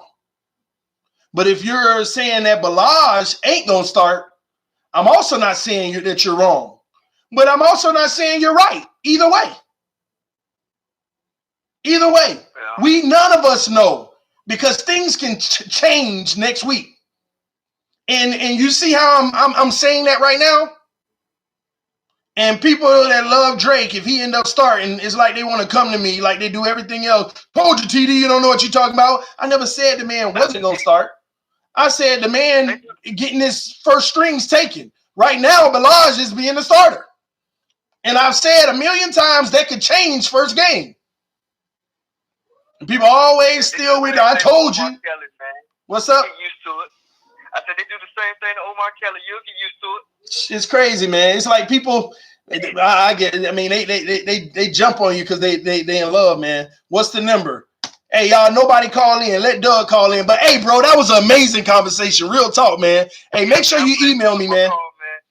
Make sure you email me, bro. No doubt, man. Love your show, man. Love your show. Nah, I appreciate you, man. You did nothing but add value today, man. Hey, you about to start a new stream? I'm about to chat with Doug, and I'm going to consider it. I'm about to chat with Doug. I kind of want to start a new stream about a whole, maybe even dedicated to call-ins about some of these topics. But we'll see, man. I'll talk to Doug first to see. All right, depending on how long it be. All right, bro. All right, love you, man. Hey, Doug, you can call in, man. You can call in, man. Thank you for calling TD Fans Talk, home of the real Miami Dolphin fans. Is this Dudley Do-Wrong, the legend of all time? Uh-oh, I got... Hello? Hello? Who is this? It's Emmanuel Bradley. What's up, man? You man? I'm sorry. I know you were trying to get Dudley Do-Wrong and everything, but it's me, bro. Nah, I can't knock you for it, man. You got that first. I got to get a respect where respect is due, man. Me and Doug will set something up one-on-one, maybe even tonight, the next stream, something like that, if necessary, because I can't be that long. I'm going to have to get out of here soon. But talk to me, man. What's up, man? You somebody here to tell me how crazy I am, or if I'm making sense? Oh, TD, you already know that me and you are always on the same page. You go in the comment section, so you know I'm not going to come at you with that BS. So what you think, man? Let him talk to him, man. Talk to him. The thing is, what our Dolphin fans is that they care too much about players more than what's the best option for us. Bro, I try not to say that. I try not to say that. I know you try not to. I try not to say it because it seems so judgmental, but deep down inside, I'll say it right here on this show today. You are 150 billion% correct. They care more about the player than the whole team. As I don't know, it kills me. It kills me. And another thing I want to say is, like, yeah, Minkah was a linebacker and safety and everything at Alabama, but that doesn't mean that. Here's the thing about fans: they think because they get drafted in the position that they were in college that they can't excel in other positions. Absolutely, which is not true at all. I mean, there's plenty of players. I can't name any, but there's plenty of players that just even like maybe even some legends out there that been into a different position in the NFL and they play well better, and people just don't understand that. But hold on. Here's the crazy thing about what you just said. You're right about that, but Minkah was a nickel at Alabama. That's what people kill me of. No, he wasn't. He was a safety. All they doing is paying attention to draft day. They paying attention to draft day, and every single TV had an S next to his name. When have you ever seen an N next to a player's name in the draft? I've never seen an N next to their name. They always list nickel as a safety. So everybody who don't even know this kid in college, they just knew he played for Alabama, they think that he was a safety at Alabama. Yeah, he played some safety, but he was primarily a nickel, and he keep telling people that. But people keep coming on the show getting mad at me. Bro, he played safety in Alabama. I know that, but he was primarily a nickel. He constantly tell you out his own mouth he was. Yep. And that's another thing that the caller did that you said that I just started laughing. No offense to anybody, but he had to go all the way 2 years back to mention about how great Drake was 5 last games. And you were just telling me, like, you guys have to limit him to what, the Miami Miracle and some games that he played in the last 3 years. Like, people need to understand, the only way we ever know who's elite is a person that's constantly, every single season, where we can, like, talk about, oh, this person had this many yards every single game he played. Oh, this player had 1,500 yards every freaking season. And we can't say that. Every time there's a player on the field that has a glance for some type of stardom, we get too excited over them because it's been so long since we had players like that we get attached to these players that have little, little bright spots here, little bright spots there in our dark hole. And I'm just tired of that. I want our whole entire dark hole to be shined, and we can see what's in our hole. You spot on. Bro, you spot on, and I want to elaborate on something you said, and I want to talk to all Dolphin fans when I say this.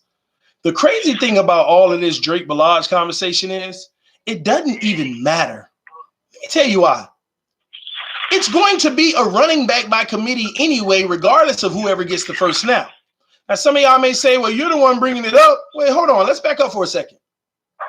I'm bringing it up because everybody's on here crying about having Drake be a premier back getting 70% or more of the carries. First of all, that's not going to happen. Second of all, here's what's scary that I want all y'all who keep on coming at me about Drake to think about. It ain't an if we do a running back by committee. It's when we do a running back by committee. This is another reason why this coaching staff probably isn't high on Drake.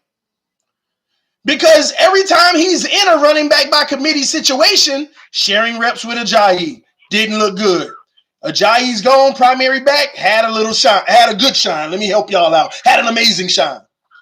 Sharing the ball with Frank Gore didn't look good. Getting the start without Frank Gore looked trash. Do you see the inconsistency? The one thing that remains is when he shares the ball, he can't function. And when he don't share the ball, he's inconsistent. In 2017, when he shared the ball, he looked bad. And when he didn't share the ball, 2017. In 2017, when he shared the ball, he looked bad. And when he didn't share the ball, he looked good. But in 2018, when he shared the ball, he still looked bad. But when he didn't share the ball, he looked bad. So what does it matter? The coaches are probably taking notice that we're going to run it by committee anyway because we're trying to spare everybody and keep them energized and pumped through the whole season. We got great talent. They both deserve it. So we're going to use both of them. But he's not very productive when you're using him and somebody else. And when he's the guy by himself, he might be good or he might be bad. And this ain't TD speaking. This ain't TD speaking. This is evidence. We just went through all the stats. 2017, sharing the ball, he looked like trash. 2017, he's the prime back. Oh, he looked amazing.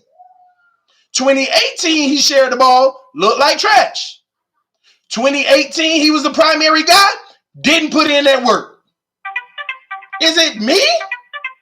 This ain't an opinion. This is facts of what we just saw. These are facts. So don't look at TD as he don't know what he's talking about. Tell me out of what I just said where I was wrong. I'm taking my opinion out of it. Tell me, and guys, and I know you hate when I'm repeating myself, but all y'all who want to stick up for King and Drake, tell me where I'm wrong in this statement. We just read the stats.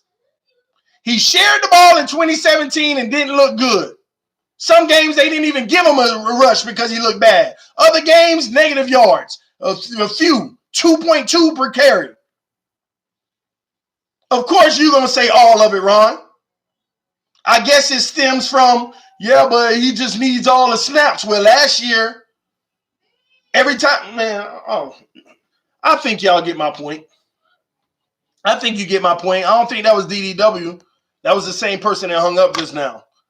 Doug, go ahead and call in real quick, Doug. Nobody else call in. Nobody else call in. The screen freezing. Oh, crap. Please don't tell me that. Hey, this Doug? Me. Is this Doug? Yeah, man, it's me. What's up, Doug? Come on, man. Tell him why I'm wrong, Doug. Help me. Hey, man, I'm looking for somebody to help me see the light, man. I got a few things you said that kind of made me scratch my head. Obviously, I like Drake. I'm not in love with Drake. Drake does have his faults. All of throughout his whole career with the Dolphins. I watched it and I'm like, there's been a ton of times where I'm like, oh, can you stop dancing and can you just hit the hole? But when you look at the Miami Dolphins, right, for the past 3 years, PD, I'm gonna let you answer this question. What is the biggest downfall on offense? Not even 3 years, 2017 to 2018. What was the biggest downfall for the Dolphins offense? I say the O-line. Some people argue the quarterback. So Tannehill, a lot of people that love Tannehill, which I don't love nor hate him. He's a good quarterback. A lot of people that love Tannehill always say if he had a good O-line, he would do something. Kenyon Drake ran behind a garbage O-line. Kenyon Drake ran behind an offense that the opposing defense did not fear the quarterback. Did not fear the quarterback at all. So they are going to stop the run and make you pass with a quarterback that they do not fear. That's skewed, Doug. That's skewed. We actually had a average run blocking offensive line. For the last few years, we actually had a good run blocking O-line. Here's the proof. What did Kenyon Drake do at the end of 2017? Them 100-yard games that they want to point out, he balled out in the run game. 200-yard games, yeah. But he still had a good yard. He didn't have under 4.5 yards per carry in not one of those last 6 games. In those last 2 years, one of the most rated things, especially last year, I spoke about it all the time on the stream. The run blocking for our O-line was actually average and at times above average. It was the pass protection that has always been the caveat. Why do you think Gore was running so well between the tackles? But the thing is, though, there's a stat. I retweeted it. I think one of the guys put it in the chat section that the run blocking ranking from 2016 was actually 32nd ranked, whereas the running back skill was 2nd ranked. But you went all the way back to 2016. You went all the way back to when we didn't even know who Drake was. Yeah, but what I'm trying to say is that from 2016 till last year, the run blocking was ranked 32nd, and in 2016 we actually had a really good offensive line, and our run game was actually pretty freaking good. So you could just see how the past 2 years Drake is running behind garbage. No, Doug, but some could argue one of the main reasons for that slippage was Kenyon Drake. Gore didn't have the issue. See, we want to talk about Gore, then what was the problem we want to talk about Drake, then help me, Doug. Why didn't Frank Gore have these issues running the ball? Did Frank Gore not have a good season running the ball? Frank Gore had an issue against the Jets.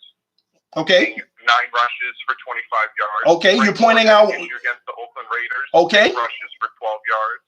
Frank Gore had an issue against Detroit, getting 10 rushes for 29 yards. Hold on. Let me pull those up because 2 of those games. Hold on, let me pull those up because 2 of those games you already mentioned. Who was the starter at the time?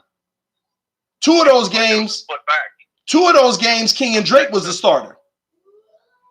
Out of the ones that you just named, 2 of those games, who was the starter? Who was the guy getting the primary carries? If you remember when the season started last year, and if you looked at the depth chart, if you listened to Adam Gase and all the reports and everything, it was a 1A, 1B running back. Okay. Set. And who was the 1A? But who was the 1A, 1B? They brought Gore in because he was more of a physical back, and they wanted a different style versus Drake's elusiveness. But we're ignoring. See, you're talking about who they put in. All I'm talking about is when they got in, who actually produced. That's all that matters. Who actually produced when they got in? You're talking. See. You're mentioning, Doug. You're mentioning. Oh, well, he didn't have a good game against this team. He didn't have a good game against that team. But you still didn't answer the original question before you said that. Did Frank Gore not have a good season? He had a decent season. Decent? He put up what he put up after missing games? 722 yards is in a great season. Hold on. How many did you say? 722 rushing yards. Now, can you tell how many games did he miss? And then if you go off average, you can't say he wasn't going to have a 1,000-yard season. Frank Gore, look at Frank Gore's history. He's been 1,000, like it ain't, other than his early career, I'm talking about like the last 5-6 years, it's been like 990, 1,000, 1,000, 1,100, 980. It's been right in that range. Was he not on par to hitting his normal 1,000? If he had actually played, and might I add, if he had actually started the first 5 games too. He had 722 yards. I need to look it up real quick to see how many games he missed. But he had 722 yards, missed games, and he didn't start 7 of them. Just because, but he got 9 rushes. Okay. Week 1, week 2 versus Kenyon Drake's 11 and 14. They weren't that far off. Drake got 5 more rushes week 1, 2 more rushes week 2. Like I said, it wasn't okay. You're going to start this. If I remember the game correctly, I think Gore took the first handoff against the Jets. So no, everything has. Wait, what? Last year they had Kenyon Drake as starting, taking the first snaps last game. Now sometimes that could be skewed. It could be the first play and it's a passing play. It could be different reasons. TD, he had 156 attempts. Who are you talking about? What I'm saying is this, Doug. Yeah. Frank Gore was on pace to have a 1,000-yard season, and he was primarily sharing the ball the entire season.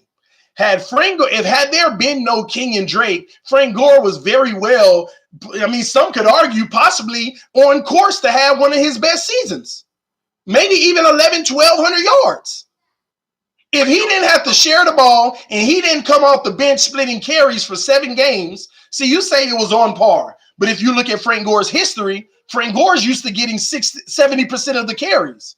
But you're talking about last year where he got 45 sometimes, and then when he started, he got 55. That's a pure sharing the ball and still put up 722 yards after missing a few games. Not only missing a few games, really had to share it for 7 games?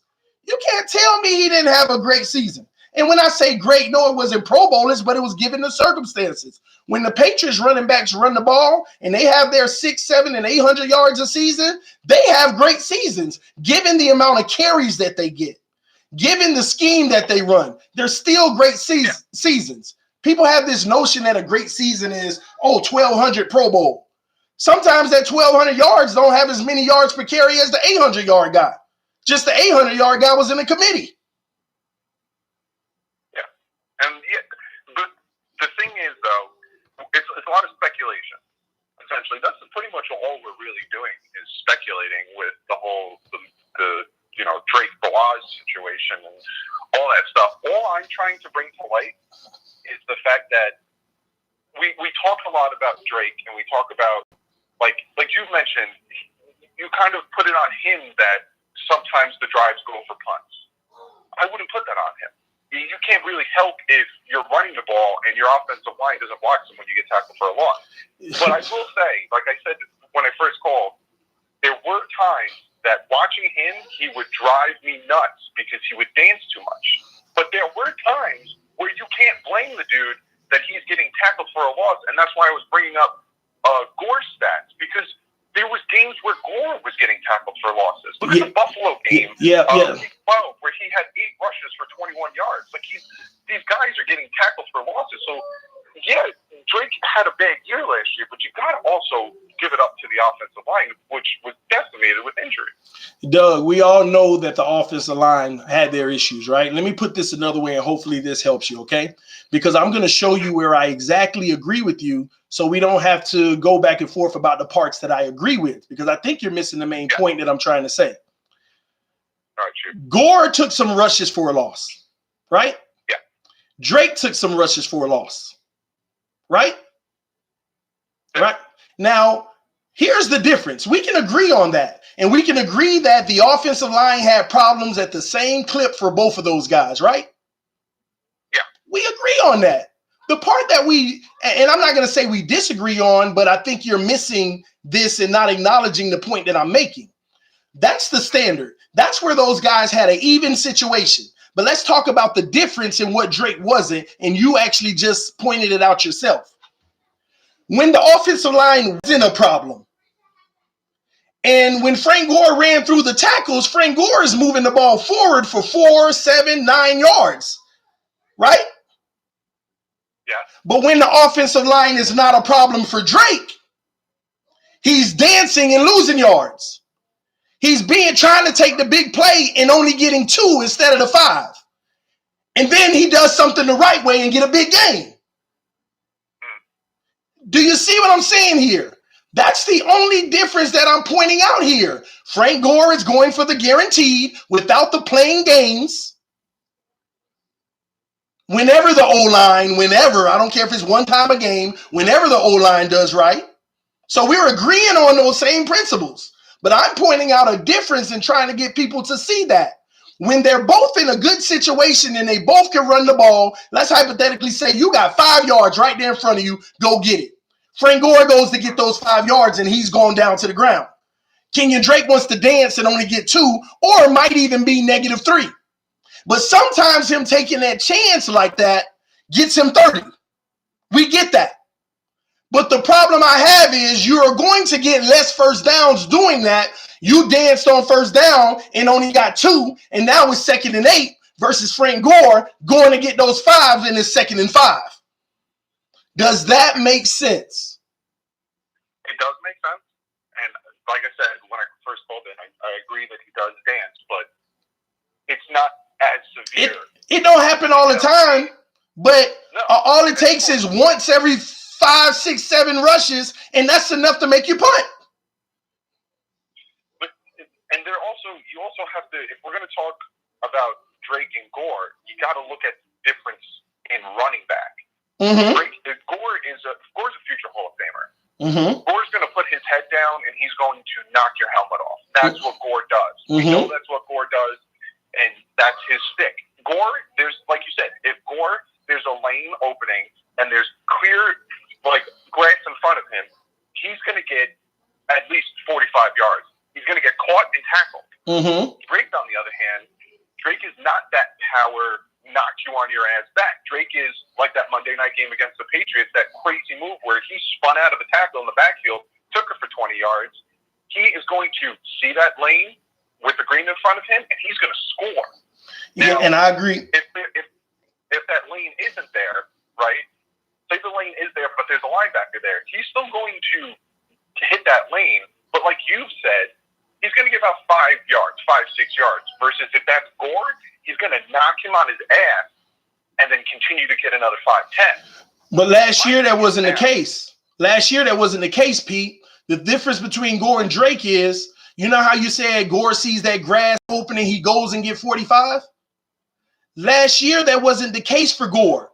He couldn't go get the 45. It wasn't many points at all where he can go get the 45. He did something that Drake can't do at all, in my opinion.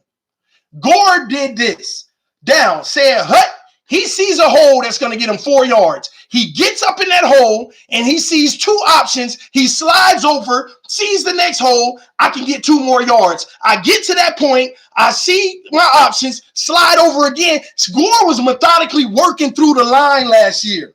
That's what running through the tackles and on the second level, literally, it wasn't a case of, oh, Gore had open field last year.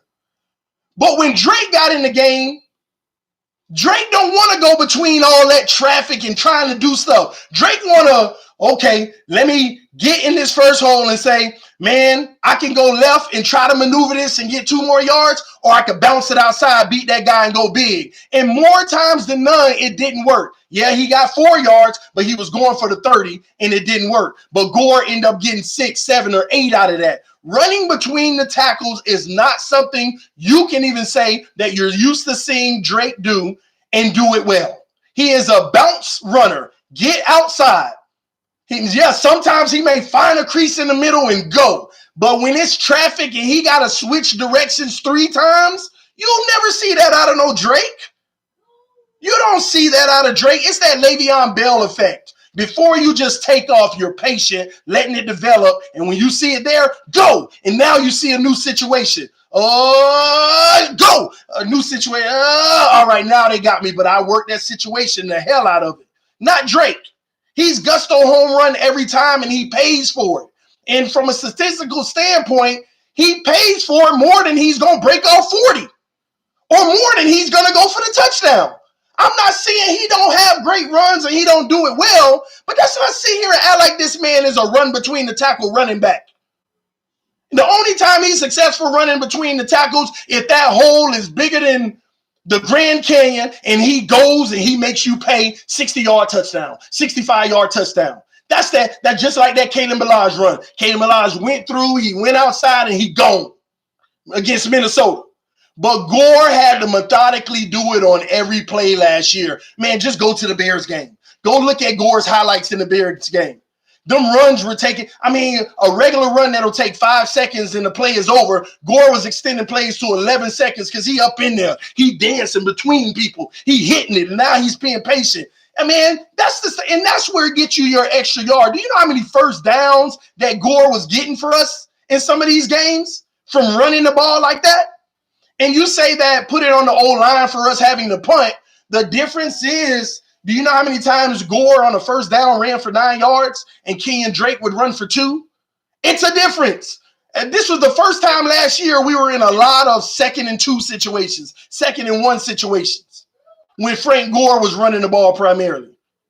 That's all I'm saying. What was that? That all depends on the game you're watching. Because there was games, like I said, where Gore, we've lost games because we couldn't run the ball. You're right, but the fact remains, I don't see any evidence where Kenyon Drake's getting between those tackles being nifty at all. And that ain't an exaggeration. And that ain't taken away from his ability and how he's a great runner and he's speed. He can get out and get it. He's explosive. But doing that, they're different type of runners, like you said. But that is what matters to these coaches. They run a running back that's going to get those first down yards on a more consistent basis. They value that more than the guy who at any moment can give you a home run, because the home run, that reminds me of when I had what's the guy?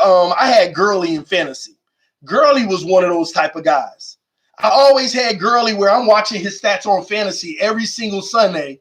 And I'm like, gosh, Gurley, 2 yards, -3, -4, 4 yards. Shit, like, come on. Oh, 67. My fantasy booming. Oh, man, come on, man. Give me a little bit more. You can help this sorry receiver that ain't helping me. A yard here, 3 yards there. Oh, another 45. Ooh, Gurley be balling. That's the type of running backs they are.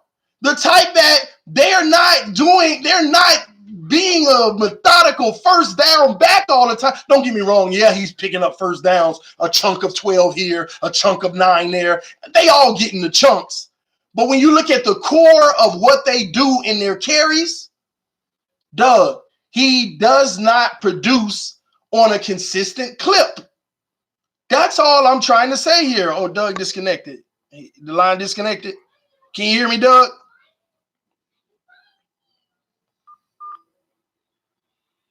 Oh, crap. Let me try to bring him back. Yeah, Doug, I'm sorry about that. I don't know what happened, man.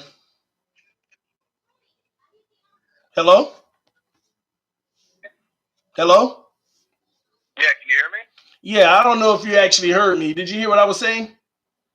Yeah, I was listening to you. I got you. So that's my only point with it. I'm not taking anything away from any runner. I'm not taking anything away from Drake. But my real problem with Drake is if you're going to be an elite running back or a great running back, I'm happy that you're explosive. And when you get out, you can make the big plays. But when it gets gritty and it gets tough and you can't bounce it outside, can you sit here and tell me you see enough consistent? I'm not saying he don't have none, but can you sit here and tell me you see enough consistent moments where he's running through the tackles using his skill to get every 1 or 2 or 3 extra yards? I've seen it. Like you said, it's not something he's never done. I've seen it. It's just on a consistent clip to say he's your number one back. If you ask me right now, am I comfortable with Kenyon Drake as my number one back? I'm saying yes. I'm saying yes too. Comfortable with Kenyon Drake. I'm saying yes too. I'm saying yes too, Doug. The thing is, he has to, because you made a point of, you were talking about Jerry Jones and how Jerry Jones was just letting all these running backs go because they had the top offensive line in the NFL. So, you know, McFadden and like all these guys. All right, see ya. I don't need you because I'll bring Joe Schmo in and then he's going to rush for 1,000 yards because I got a great offensive line in front of me. You kind of have to implement that with this team because it's like preaching to the choir telling you that if we win in the trenches, we're going to win games. So it's Drake and Balaj. If this offensive line cannot block, and we've seen in training camp that for 2 straight days with pads on, Saturday and Sunday, we could not get the ball in on the goal line with this offensive line. True. Balaj was getting tackled in the backfield. Drake was getting tackled in the backfield. The team is going to flounder, and neither running back is going to do good. If there is no lane, see, and that's where it bit Drake in the ass because Drake's mindset is let me make something out of nothing. So he doesn't see a lane, and like you said, he's going to bounce to the outside, potentially lose some yardage. That's why, like, I'm not telling you you're wrong, and I can see where you're coming from because, you know, I've seen it myself. The dude has no lane, and he's like, well, I don't want to put my team in a negative position, but then he ends up putting his team in a negative position because he's trying to make something out of nothing. Also, if you look at stats are inflating because there's been a ton of times where it's 3rd and 15 and dumb Adam Gase is hand off to Drake. Yeah, it's stupid. So like he's like, I need to get this first. I need to make my team continue to prosper where it's 3rd and 15. So he's like, I'm gonna make something out of nothing. Well, here's the problem, Doug. When you said well, he's trying to make something happen and he don't want to let his team down by not getting anything, right? The problem is, once again, he has a decision to make when he goes and try to make a big play, right? He got a decision. Do I go get these 3 yards or do I try to make something bigger happen, right? See, but I'm not talking like 3 yards. I'm talking like there's nothing. He's got someone in his face, that's my point, Doug. That's my point. There's too many times where I see there's something, but 3 yards is nothing to Drake. That's a mentality. There's too many times where I see Drake, you could have just went forward and got the freaking 2. I don't care. That's better than you getting nothing. That's better than you getting nothing. 2nd and 8 is better than 2nd and 10 or 2nd and 11 now. That's my only point here. The decision making in the trenches between the tackles. I don't care if it's let me put my head down and fall forward 1 yard versus let me back out and try to go around. Oh, the defensive end got me just by the hair. He just got me for -2 yards for trying to bounce out. That's the difference. And I get your point. If it's not there, then you got to do what you got to do. But you got to be smart. He's taking high probability chances instead of just going forward or going down to the ground or whatever it may be. That's all I'm saying, man. I think that if Drake, say Balaj wasn't on the roster, this is how good, this is the best I think Drake can be. Drake can be 1,000-yard back every single season. If Balaj wasn't on the roster, Drake could be 1,000-yard back every single season, but it won't be enough at the position for us to feel like we have it. It's reliable. because he's going to be that type of runner that gets you about 80-something yards every game. It's going to be run, and he's always going to break a big one, and it's going to total 1,000 yards. It's going to total 1,000 yards. But I'm tired of the running backs that miss a few times and then they go big. And another thing you got to understand, if he misses and he misses, we're 3rd and 11. Now the wide receivers or the quarterback look trash. We punt. And yeah, we don't put it on him. You ain't going to get him all the time. And then on occasions, he'll bounce it and get it. But I don't want the inconsistency. I had an appreciation for the referee. I had an appreciation for us moving the chains last year. We were actually at least moving the chains. Now, if we can get in the end zone, that's a different story. But we were at least moving the chains. I had an appreciation for that. I'm not down for us starting on the 20-yard line. Drake knocks off a 35-yard run. We're on the other team 45. Then he get a -2. Then he got a 4. In his 3rd and 8, we miss and we still punting after a great run. I'm not down for that. I'm not down for it. We gotta play better field position game. It's just my thoughts, man. Hey, Doug. Hello? Connected again. Yeah, I didn't know I lost you, man. And I'm gonna be honest, I hate to cut this conversation off. We need to schedule something maybe tonight or tomorrow and keep this going. But I actually had to get out of here. I got to get in the car and run an errand before 5:30, and it's already 5, and I just realized that. We'll do a collab. We'll do a big collab on your channel. We'll do a big video collab. Let's do it, man. That'll be epic, man. All right, man. I'll talk to you later. Hey, love you, man. I appreciate all your support. I love you too, bud. Hey, guys, on your way out of the room, we got 101 in here. Hit that like button, but TD got to go. I hate to be leaving like this, but it's your boy TD. This is always great conversation. Agree with me or not, I have my thought process and my stance. If you agree, then you agree. If you don't, then that's what this dialogue is about. That's why I do call-ins, because it's juicy. It's informative. It's opportunities to work through and talk through logical theories that other people have that can tell me I'm wrong or prove I'm right. And it can go either way, man. Ron, I emailed you, bro. I want to collab with you, but I told you that tomorrow night during halftime of the game might be an even better opportunity for us to collab. I can get you on the line and do a phone call during halftime of the Hall of Fame game while I'm live. That'll be lit, bro, because I know you dying to tell me why I'm wrong, and I'm waiting to hear it, man. But I got to get out of here, y'all. I love y'all. Appreciate your love and support. Hit me up, Ron, if you're cool with that. I want to do that tomorrow. It's your boy. Peace. I'm out, y'all.